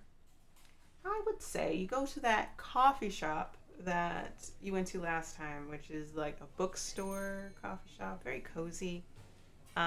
It's 2 o'clock, 2, 3 o'clock. So midway through. So I would say like by the time you get there, 2:15, 2:30. Um, not that busy. Like the lunch rush died down, and it's a bookstore coffee shop, so like no one's coming here for lunch. But they have paninis. They have like sandwiches, salads, pastries, coffee, tea, um, maybe smoothies. You walk in. Uh, there's books that you can borrow off the walls. There's like a few people here. It's very mellow, very calm. Um, and I'm assuming y'all order what? What do you want to order? Um, if it's still in season, I'll. Of course it is. It's been like 3 days It's for only this been entire. well, right now it's only been like a week after Yeah, the no, two-day period. So yes, it's it's still in the same time scene, like the season of what the fuck's going on. yeah. So yeah, if you're gonna say pumpkin spice latte, yes, it's in I was gonna season. say the red velvet latte that Oh, definitely still in season. Yes. Willow got. Yeah, yeah. So So yeah, you 100% you getting that. definitely wanted to try this because it looked delicious. Um, I'm assuming you haven't tried it yet. Like you haven't had a latte. Have you had coffee? Nothing. um, I think that she's been like wanting to, but like didn't want to go alone, obviously, and didn't want to just like interrupt the like anyone's day to like, can you go grab me or like take me to go get coffee? So So yeah, uh, this was like about time you got to try this. So you got a red velvet yes. latte. Ezra gets like an herbal tea because like you do know that he probably had like a whole bunch of coffee this morning. And you order food. He orders you food.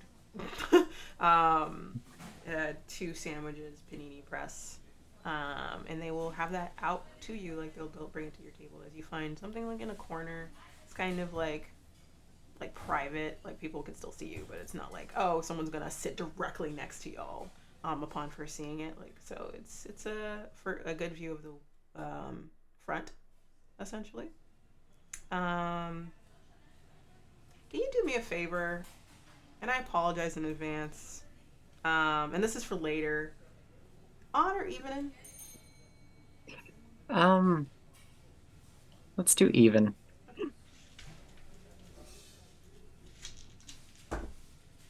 Okay, good. You're fine. Don't worry about it. Oh, okay. I'll tell you. I'll tell you later what that was. But Yeah, not no, not right sure. now. So you all sit down. Ezra blows on his tea. Uh, you got your red velvet latte. You both got that first before food comes out. Um, and you take a cautious sip, and it is fucking delightful.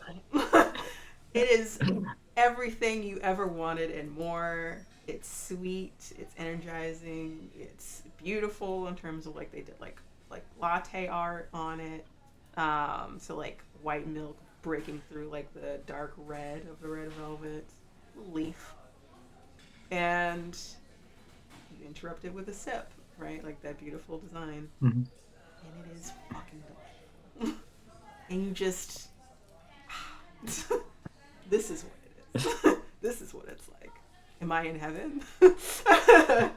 So, and Ezra blows on his tea and smiles at you from like over the teacup at you with that beautiful face that you're making. That's making him happy seeing you.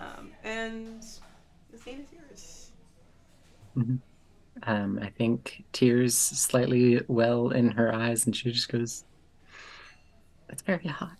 No, I'm kidding. Oh, That's delicious. I he takes like a napkin because it's like took like a couple napkins and then like reaches out to you to take for you, like just a little too far away to like reach and like wipe you. Like it looked like he was getting ready. He's like, I'm not gonna be extra here. And it seems like it was great. Too sugary for me, but like be careful with coffee because that cuts through energy. You might stay up for a little too long with that, specifically sugar and caffeine, but it is 2 o'clock, so just be careful. Anyway, hi.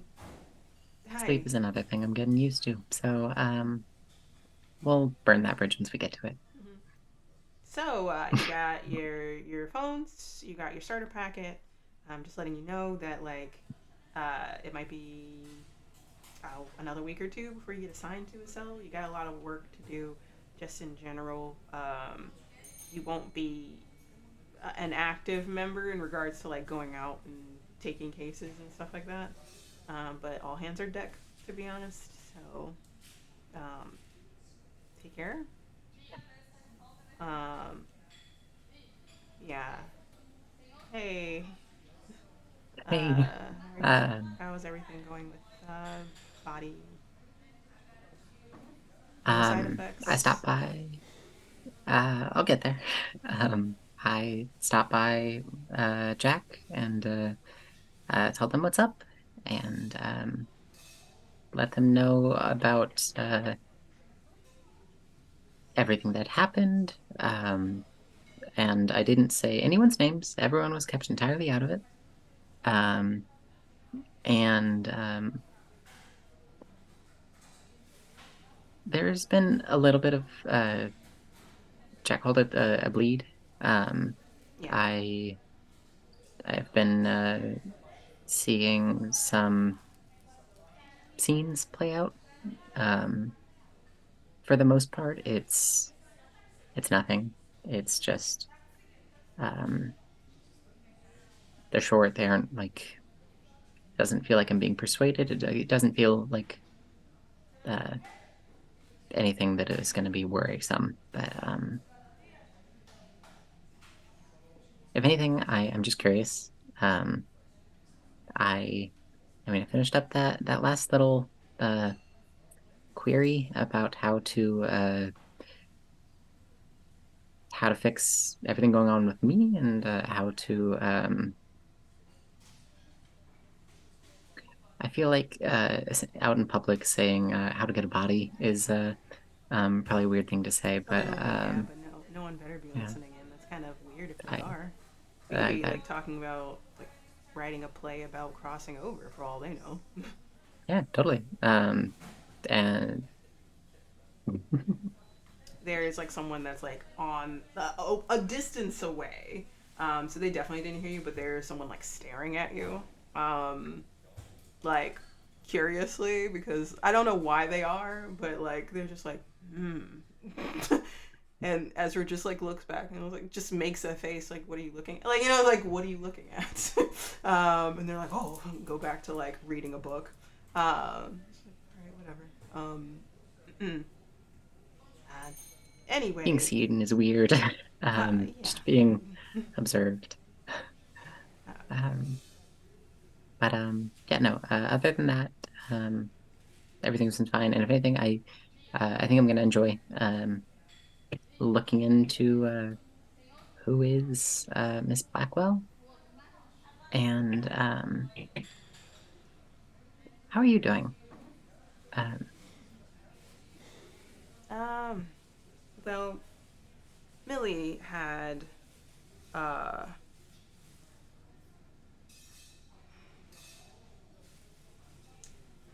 Marcus was telling me about something that happened at the Night Creatures Lounge.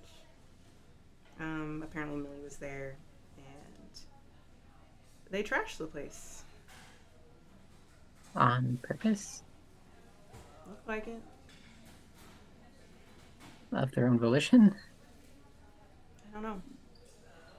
I've been trying to talk to them for a while, and they've been kind of dodgy. I'm only like focusing on mission basic things. Is the best way to put it. Um, I don't want to give them their space because of the nature of uh, Them. their deal connection thing that we talked about, but I might have to like approach them at some point, like today or tomorrow. I just don't know how they're gonna give me a straight answer. We've been so close off, and I've been meaning to talk to you about stuff I found out. Um, I I don't really want to talk to Dorian right now. I know we were supposed to go. And I know I've been like dodging it.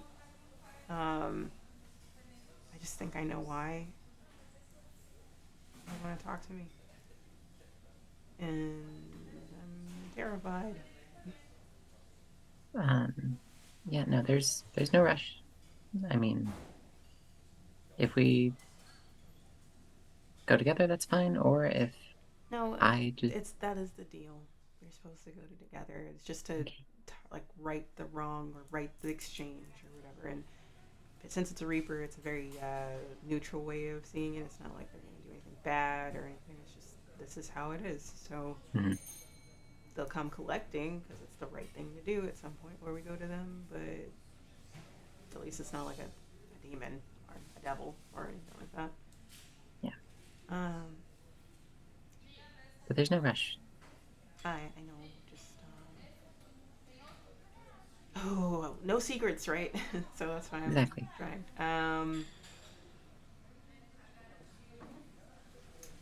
I attracted the attention of something, and I don't know if it's a good thing or a bad thing. And it's because of coming back from the dead and bringing someone back from the dead. Gotcha. And when you work with death this often, apparently it attracts the attention of death themselves. So I am being watched by Lady Death, is what I've been told. Um, that feels big. Um, Or bad. I Or mean, could be yeah, good, could be it's bad. I don't know. I don't want to be watched. no. Um, like I said, I'm still very much getting used to being perceived at all. And so I I feel yeah. Uh, but I mean, again, this isn't something you're going through alone. I know. You have Mo, you have me, you have Millie, even if we're also going through things. I know. It's been rough. I'm just glad we're all together at the very least. I'm glad you're here. Reaches Yeah. across to grab your hand. That's not on the latte. Holds it. This is Me just still. taking it. This is still. I wouldn't say it's weird. Just different. Yeah, we'll be okay. I hope so. But yeah, that's all. Just being watched, and Millie's not acting terribly well, and not traveling alone is another thing. So roll. No, roll sharp. Roll sharp. Um, that's a 7. Nice. Um, now roll weird. Gotcha. That's a 5. Okay.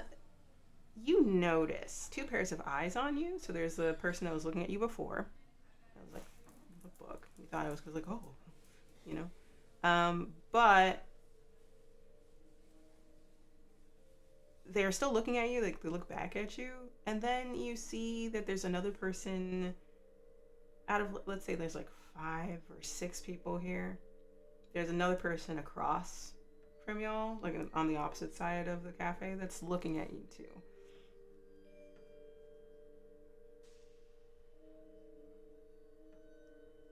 How does this person look? Or do they look familiar? Nope. Or They just look like a normal Joe Schmo or Jane Schmo.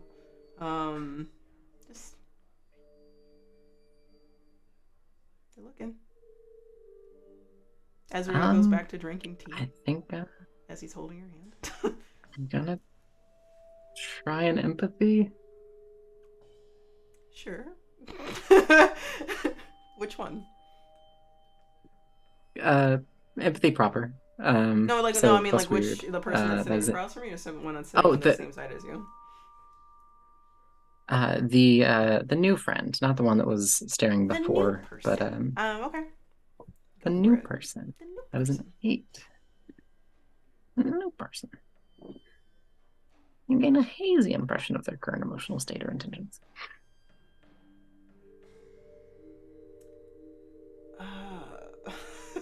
How to make this a hazy impression? Okay, hold on. So, um, there's a focus on Ezra,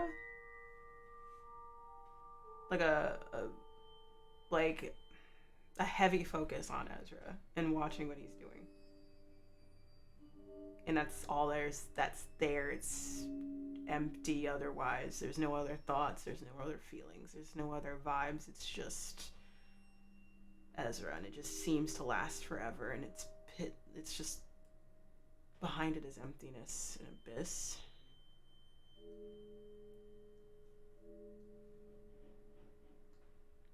Okie dokie. Um,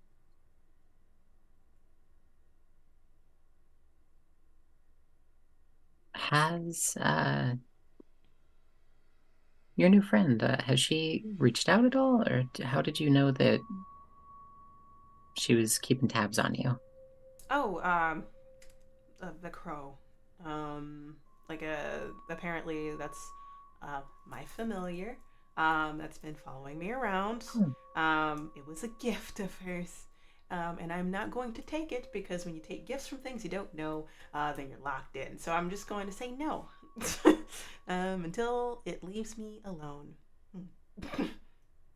Takes another sip of his and looks further away. Like if he's like facing you, his back is to the person that's staring at him, right? He looks towards the corner of so like away from everyone. Only you can see his face at that point, which is worse. For him, you can see everything, but like he's unaware, essentially. Mhm. Um, yeah, I think that there might be either a courier or I wouldn't think herself, but we have a few eyes on us. What? Oh, uh, just a few people looking this way. I tried to make a little link, but Damn. Okay. He failed. So, he got a 3. So you see him tighten his grip on your hand, not painfully, so just like tighten. Um, you don't feel great immediately. Like, it's a sudden drain of energy from you when he's holding your hand. As he closes his eyes. Um, and it felt very sudden and natural. You're fine. You're gonna take 1 harm though, gotcha. and uh, it's like his irises, or like you can see his eyeballs moving underneath his eyelids as he's processing what's going on. And he suddenly lets go of your hand, very suddenly. Like that was not his intention. That is not what he wanted to do. And he's like, "I'm sorry. Hey, it's Okay. We're gonna get up. yeah. Let's get our food to go and get Yeah. out of here. I'm gonna go up and you go to the door, okay? And I'll get our food. Okay? Okay, doke. Act Sounds normal. good. Act normal. So get up. You go to the front door. He goes to the exit counter, or like the counter where like food comes out of. It's like, hey, is it okay if we take that to go? My girlfriend and I are gonna go catch a movie early. There's an early matinee. So there's a movie coming up, and we decided that we're gonna go. So I'm sorry. Is it okay if we take a go? I should have gotten the food. She just sort of mutters to herself. What? Um, just the like upon like I think she's busying herself with trying to figure out how to unlock an iPhone. But I think that like just listening to him say this, she was just like, oh. Is he awkward or is he just like, oh, girlfriend? Yeah. Uh, I think it at first it's like, oh, girlfriend, and then like everything carries on after it's like, oh, Tumbling he's and so shattering awkward. I mission. It's so love him. awkward. We love Yeah. him. It's okay. It's okay. Hmm. Um, and they're like, oh yeah, cool. I'll bag that up for you real quick. It's getting ready to come out of that one anyway. So read a bad situation for me. Okay, dokie. Right about situation is sharp. Yes, Yes. that is a 9. Okay, with a 9. Hold Hold 1. on. What's the best way to protect the victim? The victim being my boyfriend. Yeah. It would just be to leave, but the thing is that Gotcha. like leave and put as much distance between where you are and where you're going as quickly as possible. So do not flounder. Have a destination in mind to go to, Mhm. and keep a eye on anyone else following you. Gotcha. Um, whose house is the closest? Mo's, Theo's, Ezra's. I would say Ezra's is closer to this Okay, location. Um, yeah, I think Ezra's is closest. So that's up to you. gotcha. Then I will just uh, I'll walk outside and just hail the taxi. Um, So you want to leave him in the store by himself? uh, um, if there's a way to maintain eye contact or like maintain line of sight, um, I will say because you said like the best way to protect the victims is not to leave Ezra alone. gotcha. Then yeah, no, then I'll just if anything, I'll just like walk over and just like stand next to him and Okay. I say while he's waiting, if you want to grab his hand, that might be helpful, but you just got drained by accident from him by him, so that's up to you. He might not want to hold your hand after that, to be honest. I think I will like go to reach for his hand, but then like not knowing if it's like specifically like skin to skin contact, I'll just like sort of loop my arm in his uh and sort Okay. of cross my fingers that like the layers of clothing will Yeah, it is yeah. skin to skin, so like it's just like just to be safe, like Mhm. closed elbows. So you do that. You get your food. He smiles. The lady giving him food. He's like, "Thank you. We'll be on our way. Thanks." And y'all walk out normally. You kind of follow his lead on that one. Um, as soon as that happens, both of those people stand up, not at the same time, but like they both leave tips simultaneously at the same time and write their clothes and follow y'all out. Gotcha. Um yeah, I will I'll just be like, hey, yeah, they're still following us. Let's Yeah. Okay. yeah, I'm going like he's gonna call like call a taxi essentially. So he's calling a Lyft. yeah. On the following corner. So you're gonna walk one avenue block, an avenue block being very long in comparison to a street block. So it's gonna take a little bit of time, but it's not crowded, but it is like enough people on the street where like he's going to kind of dip around people, pull you along. Um, it says a 3 minute wait, so it might be a little too early. So what he's going to do is he's putting it at a crossroad, like a cross intersection where that's busy, at the very least. So yeah. Um Gotcha. I'm just going to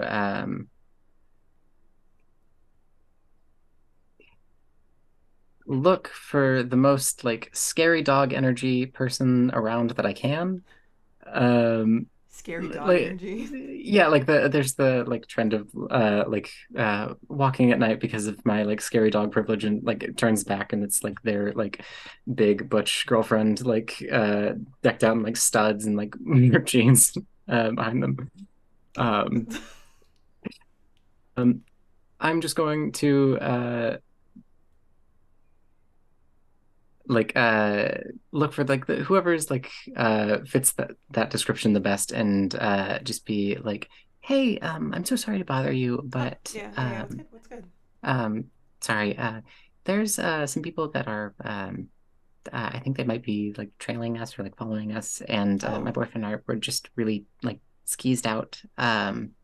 Uh I don't know if like you'd be able to like I don't know, help out or like get in their way or something like that. so you go to someone that looks like a bouncer or Yeah, like someone just that's like clearly like don't mess with this person.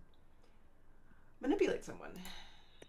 yeah. And I was hoping that I could do my trust me move when you tell a normal person the truth in order to it says protect them from danger, um, but sort of trying to protect Ezra from danger. I don't know if you'd allow that. Um, I'm gonna be nice. I think okay, that fits. yeah, Uh, uh, okay, yeah. yeah. So roll for me. Um, Okie dokie. That is a 6 plus 2 is an 8. Okay, so Yeah. you do it, but the keeper chooses one from. Uh,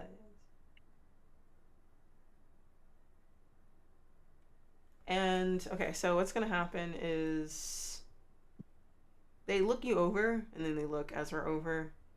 Um, like they're definitely more built than Ezra is, so it's just like I get it, you know, like it's like right, okay. Um, it's like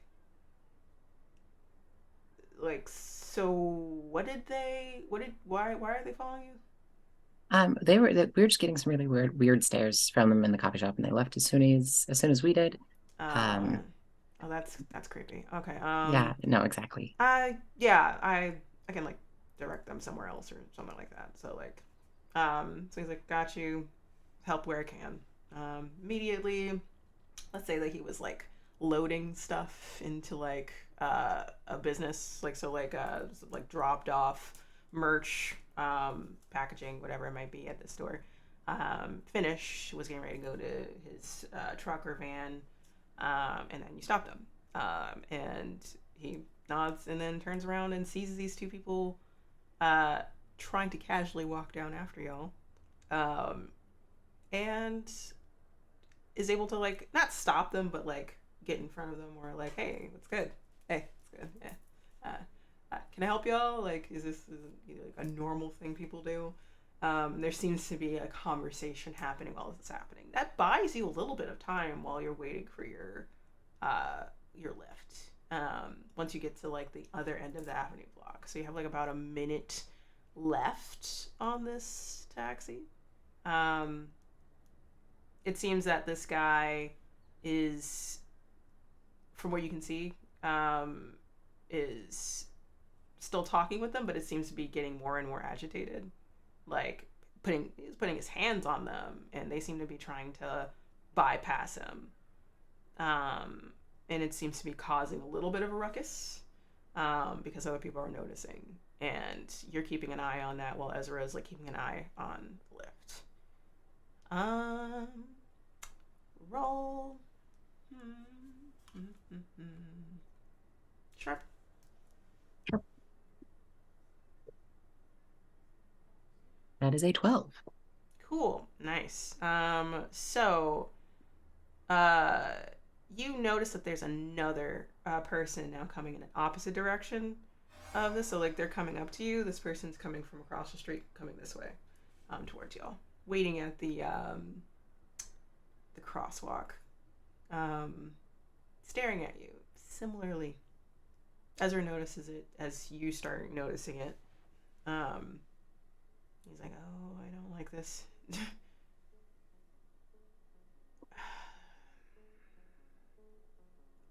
we were told about this. I was just assuming that it wasn't gonna happen. Okay. So, just as like, let's say 30 seconds down to the clock, the lift is almost there. Traffic suddenly like builds up, and there's a pause. Like there's no like cars whizzing by. It's like they crossed. How does it like the cars are starting to stack up in regards to like, oh yeah, bumper to bumper a little bit. So there is a lull. People can cross now, if they wanted to, even if it's still a green light, and they start moving towards you.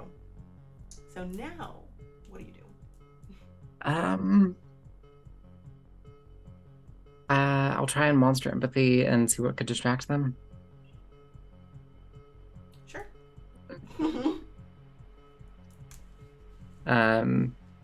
That's a 9, so that's hold 1. All right, what can distract them? Okay, so I would say if you can, similarly to what you did before, like throw your essence in a certain direction, but instead of throwing it in a certain direction, throwing it at them to like confuse them, to distract them, to hurt them. So you're projecting yourself, your energy out to them. It would daze them.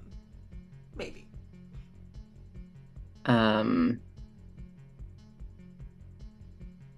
Yeah, I'll I know that they're currently crossing the street, but try and trip them.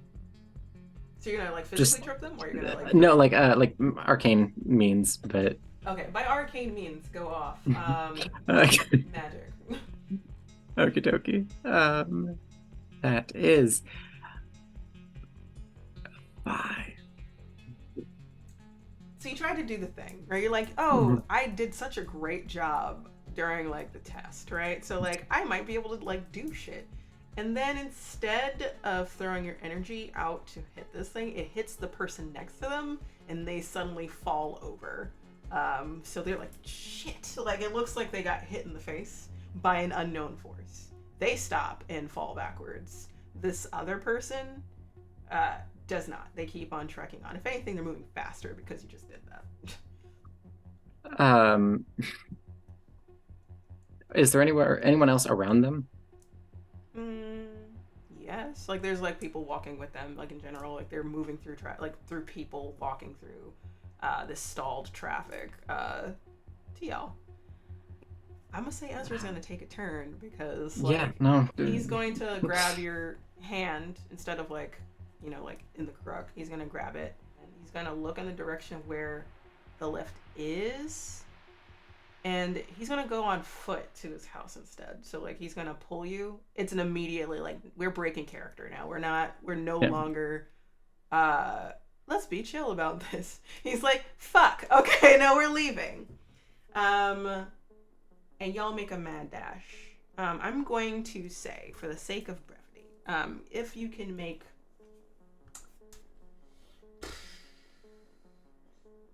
3 act under pressure rolls. Gotcha. So I would say that like this is a 10-minute walk to Ezra's apartment. I'm not gonna have you like dip around corners and stuff like that and make rolls every corner. So we'll see what happens. It's a 12 on the first. Okay. That is a 10 on the second. Cool. And that is a 7 on the last. Okay. Well, that doesn't matter if I do this. Because I was like, oh, let me help you. It's like, no, it's still a mixed success even if I help you. Okay, so while you're making this mad dash run, the other people, the one that was directly across the street from you, increases speed as soon as like, fuck, we're leaving. Maybe a little bit afterwards, those other 2 that were stopped by the guy like are a little further back behind, but like they are now chasing you as well, but just several paces behind. Ezra is going into like street survival mode, which like I don't know if you've ever seen Ezra in street survival mode before. You he gives off very scholarly, like nerd vibes, but he is going into like, I'm a New York kid, I'm a New Yorker, so using the environment like to his advantage a lot, knowing exactly where to dip. So going down an alley that might not seem like an alley, that you would not have been able to see otherwise, popping up in a different part of an avenue, cutting through like an establishment that has a front door and back door entrance, stuff like that to make it more difficult for them to pursue.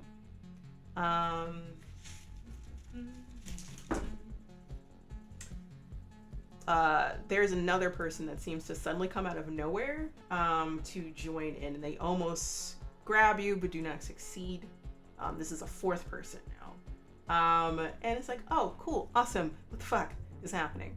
And y'all still keep it going. He cuts through a food court, one of those like, it's not called a food court, it's like a more high scale, upscale one that like people from like financial district go to eat because they think they're hoity-toity and better than everyone else. I forgot what it's called. It's, I know there's one in Chicago that I used to go to. I'll remember, I'll tell you later. But yeah. Essentially like it has like all the best foods. It's a bit more open, and he's able to like cut through the chaos in there, even though it's a little less chaotic after the lunch rush. Another person cuts in, seems to join that fray. And Ezra, you feel the heightenedness of what's happening here. I would like you to roll weird as he keeps on running through. He eventually does exit through another entrance of this food court. With that, I'm about to level. That is a 6. Cool. You don't see anything. So you like things keep going. And because of that last thing,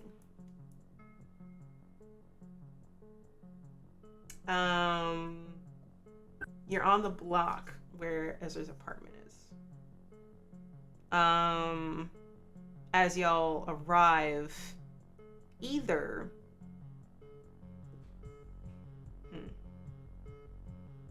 you get separated from Ezra because of crowds to get to the front entrance, or you get grabbed by you or Ezra get grabbed by someone as you're turning the corner. And so this is a choice that I have to make? Yes. Did you get separated or?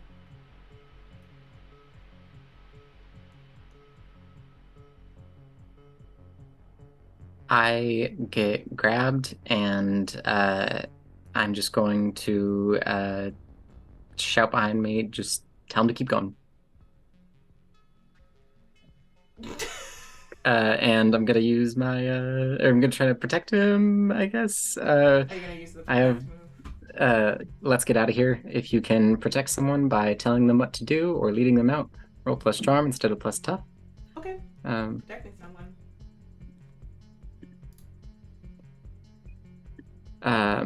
That is a 8 on the die. That's a 10. So. Okay. You take an extra. You suffer less harm. All impending damage is now focused on you. You inflict harm on the enemy. You hold the enemy back.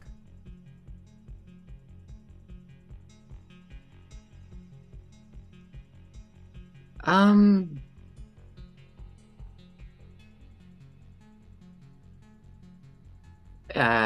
am gonna focus the danger on me.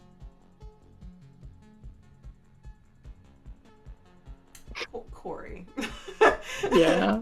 Corey, you're human, baby. Oh, not only am I human, I've taken 3 damage this session now. I'm right about to be unstable. Okay. fuck. Okay, sorry. Oh no, this is public. Sorry, I'm just like thinking about this because Ezra's not going to. He like, yes, you can still do that, mind you. I'm gonna let you do that. He's not gonna react well. Is what I'm gonna tell you. So you tell him to go. You successfully protect him. So like, there's a sudden separation. A flood of people cut y'all off. There is this person that grabs you and pulls you into them. A taller woman. Again, you don't know who they are. Like, you don't know. It's just like a random stranger, as you would when you go through Manhattan. And they pull you in close. And they say, "Oh, little Cordelia, what do you think you're doing? With a mortal body, you can be hurt and you can die. Shouldn't you know better by now?"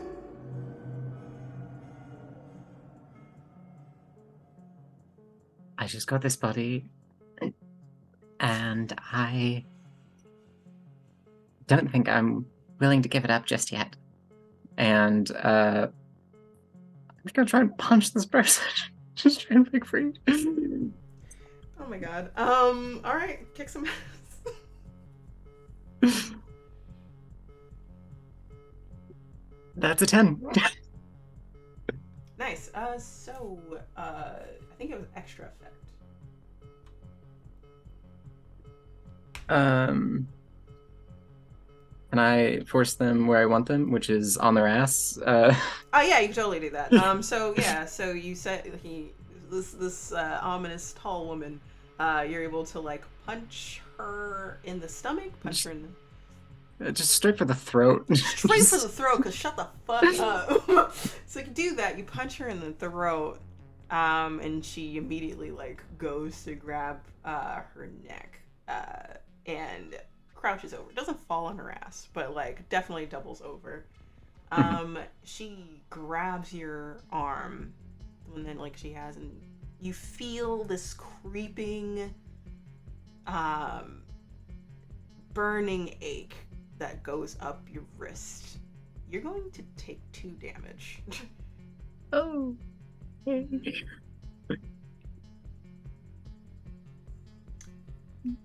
Cool.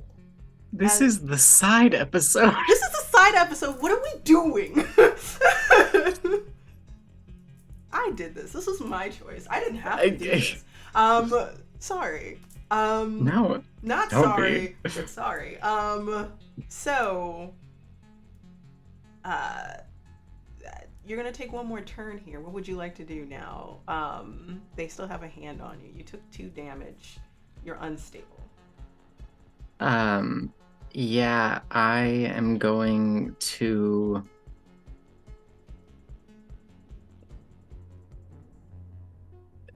hope that now that they're closer, it'll be easier to throw my essence at them, and I'm just going to let out another arcane burst at them, and that is an 8. Nice. Choose a glitch. I never have to choose glitches. This is so weird, so new to me.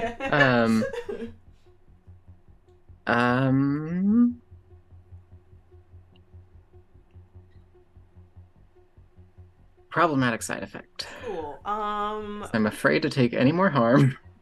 So you do a psychic. You project your psychic energy, essence, since you're close enough, and it propels this person back. They let go. And when this happens, they fall on their ass, which is what you wanted, first of all. And then they seem to gain clarity all of a sudden. Like, oh, what the fuck? Ah, fuck. Oh. It seems like the person what is there now, the person that was there. They're hurt. And they look up at you and they see your arm, which if you look down, it looks like decay is creeping up your arm. body horror, everyone. Sorry. It looks like rapid fire decay, just like in certain spots, like in perfectly where a hand grabbed. It looks like it's spreading up. I'm not gonna go into terrible detail, but imagine decay, everyone, on a human body. And what? While this is happening, and they like, oh my god, are you okay? What happened? I'm just gonna start like sort of like walking, like half like turn it into like a little backwards jog. Like, yes, no, I'm fine. Are you okay? I really gotta go. I hope you're okay. And just While you're doing that, like the other four people, because there was five. There's four people now behind her that are coming through, passing her, not even giving her a second thought. And you turn to go back to where you came from. As you do, one person almost catches up to you and they reach for you. Then that moment, it is very quick. Something cuts through between the two of you. So my hand reached out and you.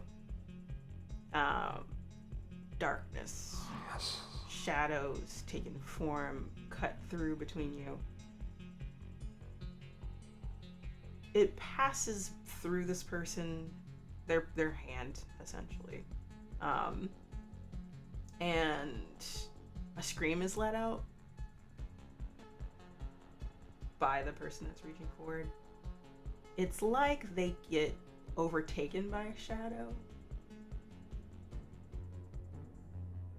So shadow comes up between y'all.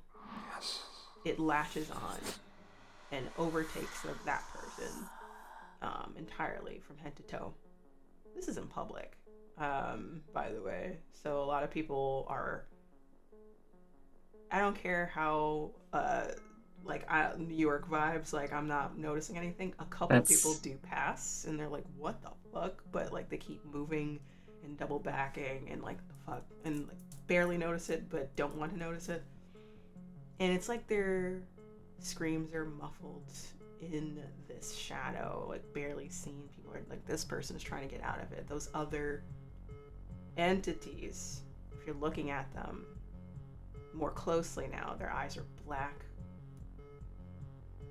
Those other entities stop what they were doing. They stop their pursuit. If you look back at where Ezra was, he didn't leave. He tried to see if he could get to you, and he couldn't. Eyes white, pupils gone, glowing. It looks like his shadow has gained distance and sentience to passing between the feet and legs of people walking down the sidewalk and street, and gained form and have latched onto this person. And if you roll sharp for me, you can find out what exactly is happening. But if you don't know, then you don't know. That's a 7. Oh, good. So you kind of know what's going on. You could see that the shadows are moving to envelop this person. So it's like folding shadows on top of shadows, trying to stifle. And it seems like it's moving in a way that's draining. So like kind of it's undulating in a very mild way. You feel like something's being taken from this person. And I would say you've never seen Ezra's face look this way. Very angry. Ezra gets angry, but like this is like not Ezra in a way. Like this is not what Ezra normally would do or react. But it could be spurred on by the fact that you separated from him, and he couldn't get to you, so he felt like he had to do something in a desperate attempt. So you know that he's taking something. You're not sure exactly what's being taken or how it's being taken. And he's gonna keep doing this. And this person slowly collapses in this amalgamation of shadow. Unless you do something. This is gonna keep happening. Um, I am.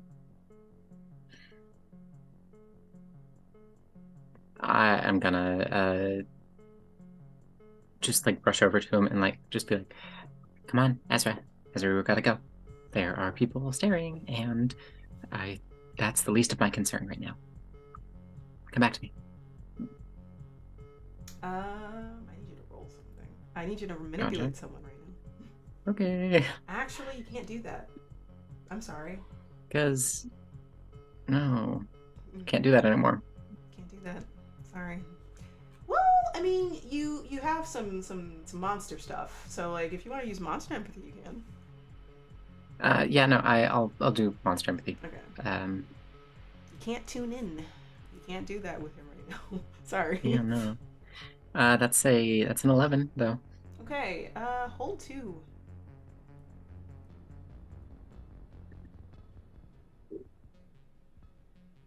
What would distract him? Well, you kind of are doing it, but like, if you Okay. were to step in his line of sight and let him know that you are okay, probably doing some form of touch to the face might work, to bring him back. Second question. Um,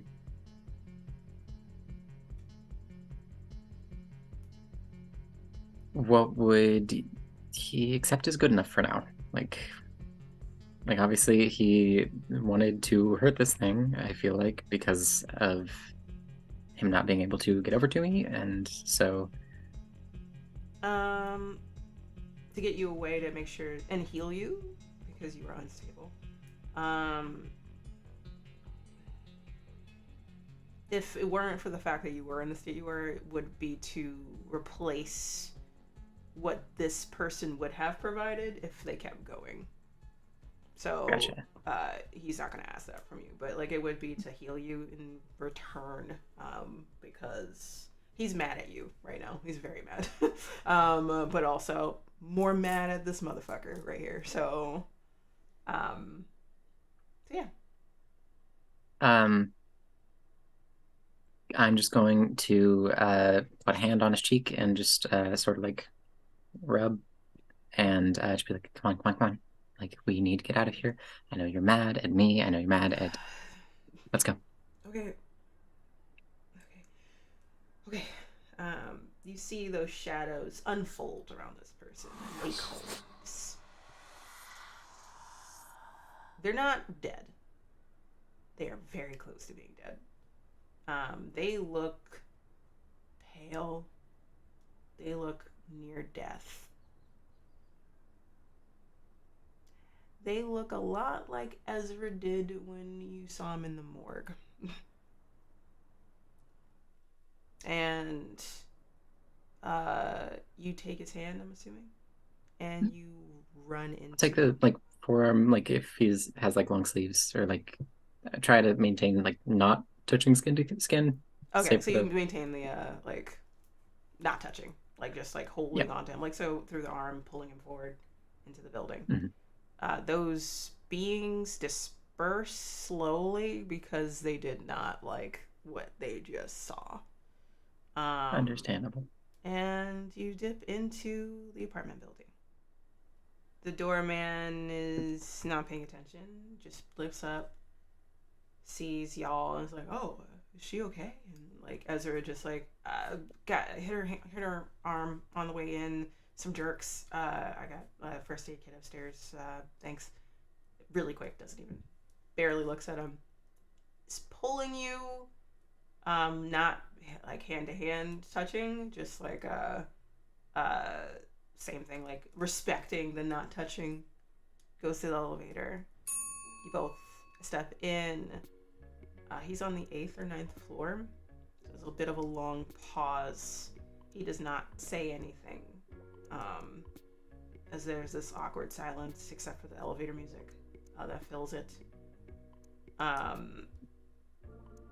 If you had wanted to say something, you thought you were going to say something, you can't because you're in a little bit of pain right now.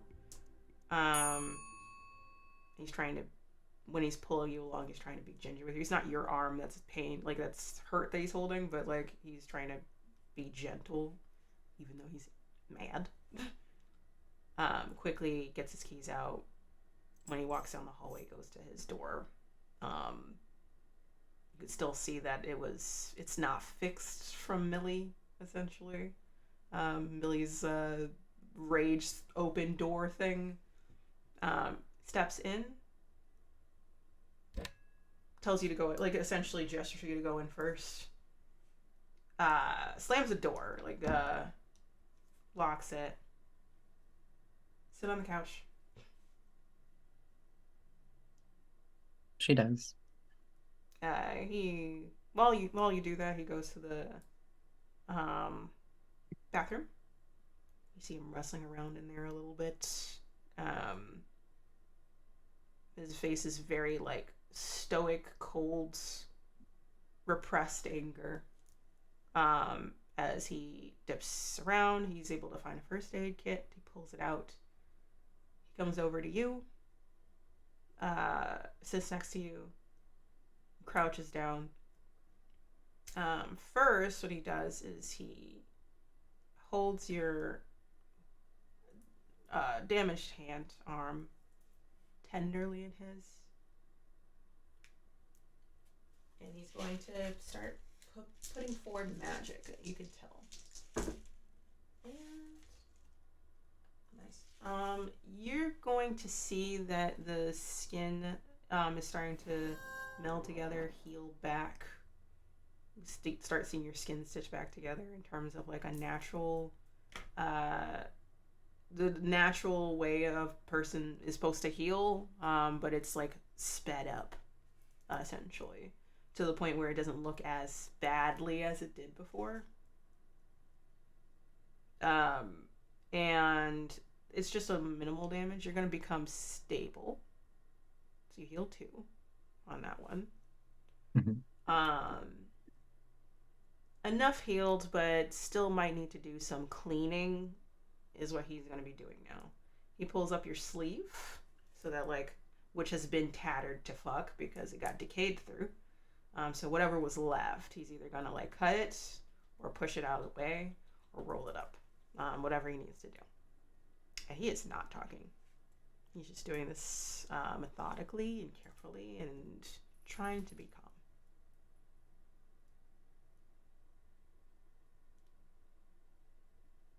I know that you are focusing at the moment. No, not right now.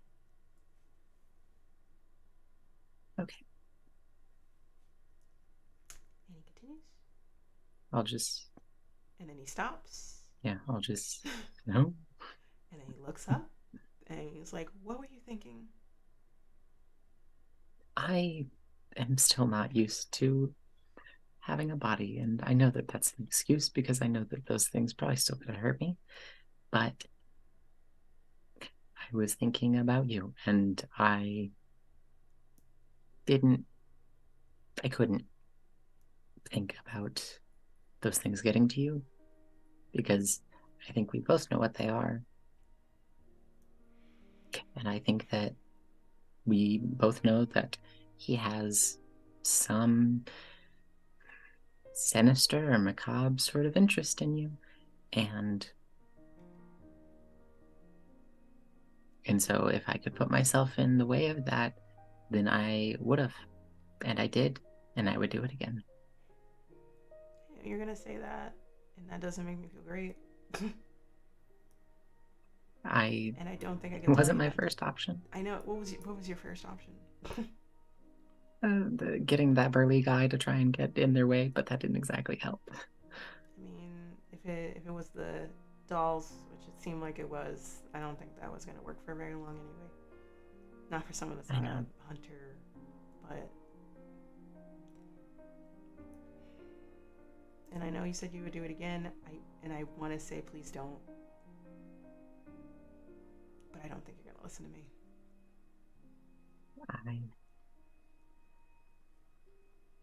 I mean, again, I'll try not to, but... You can't keep, like, jumping in front of trains for each other like this, is what I'm trying to say.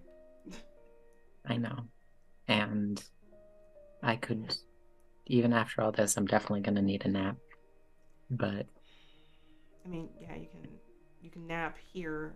Like, you just went through a lot. You just passed training, and immediately after becoming an official Arcane Corps member, you decide that you're going to face down a doll, an army of dolls, by yourself in the middle of Brooklyn. Am I gonna have to file any paperwork about this, or? I mean, no one's gonna really believe that something bad happened, like especially as quick as it did. But a police report might come in, and no one will know exactly what happened because two people that were affected won't remember. Those dolls will be gone by then. I'll message Kat or something about being on the lookout. And listen, I'm sorry. I know I'm not invincible anymore, and I know that I never really was, but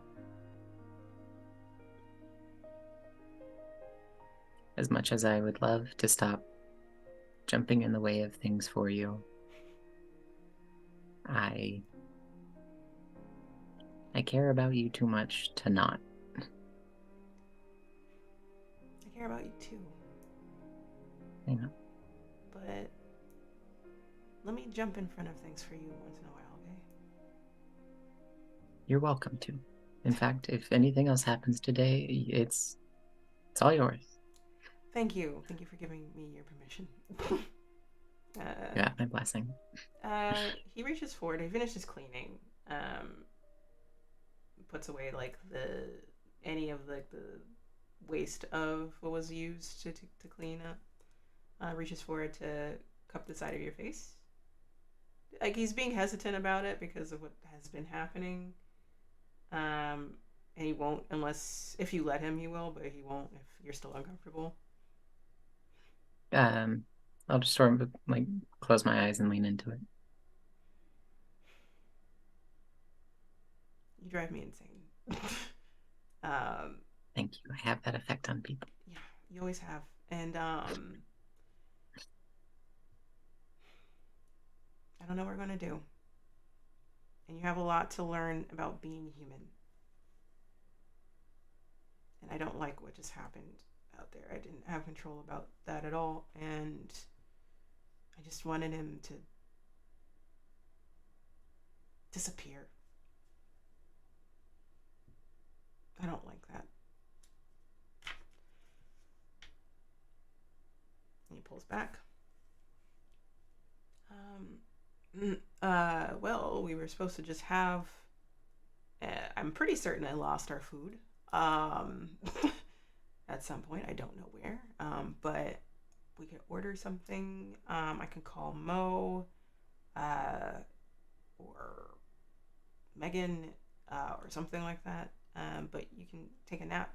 I'll get something to eat for you because you haven't eaten anything, Corey, and just take it easy, okay?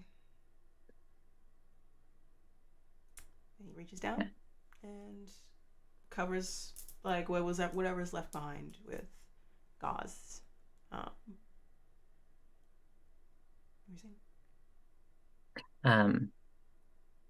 know that this was kind of supposed to be like a little date for us, but obviously I'm in bad shape and you're pretty shaken up too. So maybe calling someone else to hang out with us for a little bit. Okay. I don't know who that would be. I will reach out to Megan. Okay. Or even just like Theo, or if Marshmallow wants some pets. That's a good idea. So then he whistles. Sharp. Unnaturally sharp, and it like rings. It's not like it hurts. Like, it's just like pierces the air. It feels like a slap to the air, essentially, to you. And then immediately behind you, you hear a woof. The nails of like a puppy paw hit the wood floor as Marshmallow appears and sits directly in front of you and looks at both of your faces. And then, woof, again. Yeah, bud. Just stay with us for a little bit. It's been a day. Marshmallow nods. Dogs don't normally nod, but Marshmallow does. And then like curls up into a bowl in front of y'all. Uh, while Ezra stands up, he's gonna lean forward to kiss you on the forehead as he's standing. I'm gonna make food. Relax and then sleep if you need to. Okay. Okay. Okay. And he does. Mm-hmm. He tries to recreate a sandwich. He doesn't have a panini press, but he does have ham and lettuce and tomato and cheese, and whole wheat bread. So he's going to make food and make something warm to drink. Possibly puts on something on the TV, finds blankets for you, and probably before he even is able to finish making food, you get comfortable on the couch and you fade away. It's been a long day. And that is where we're going to end, everyone. So, Cordelia / Cassie, how are you feeling right now? Well, for one thing, having a body is weird. It's weird. And for another thing, this is like learning to play an entirely new character and figuring out how these abilities work, and figuring out how to not lie while living probably one of the biggest lies she's ever created is a fun little balance. And also, part of her just wants to sit in front of a piano and see what happens. Interesting. But that's a thought for much later, after a good nap and maybe a few more Advil. But no, this has been really fun, and I'm excited for whatever's going to come next. And awesome. This is intense. But yes. Yes. Thank you, everyone. And thank you, everyone. And with that, we're going to end it here. So thank you all for staying tuned and watching this. You all are wonderful, and thank you for participating and watching Cordelia's season end. So yes, we'll see you on the other side.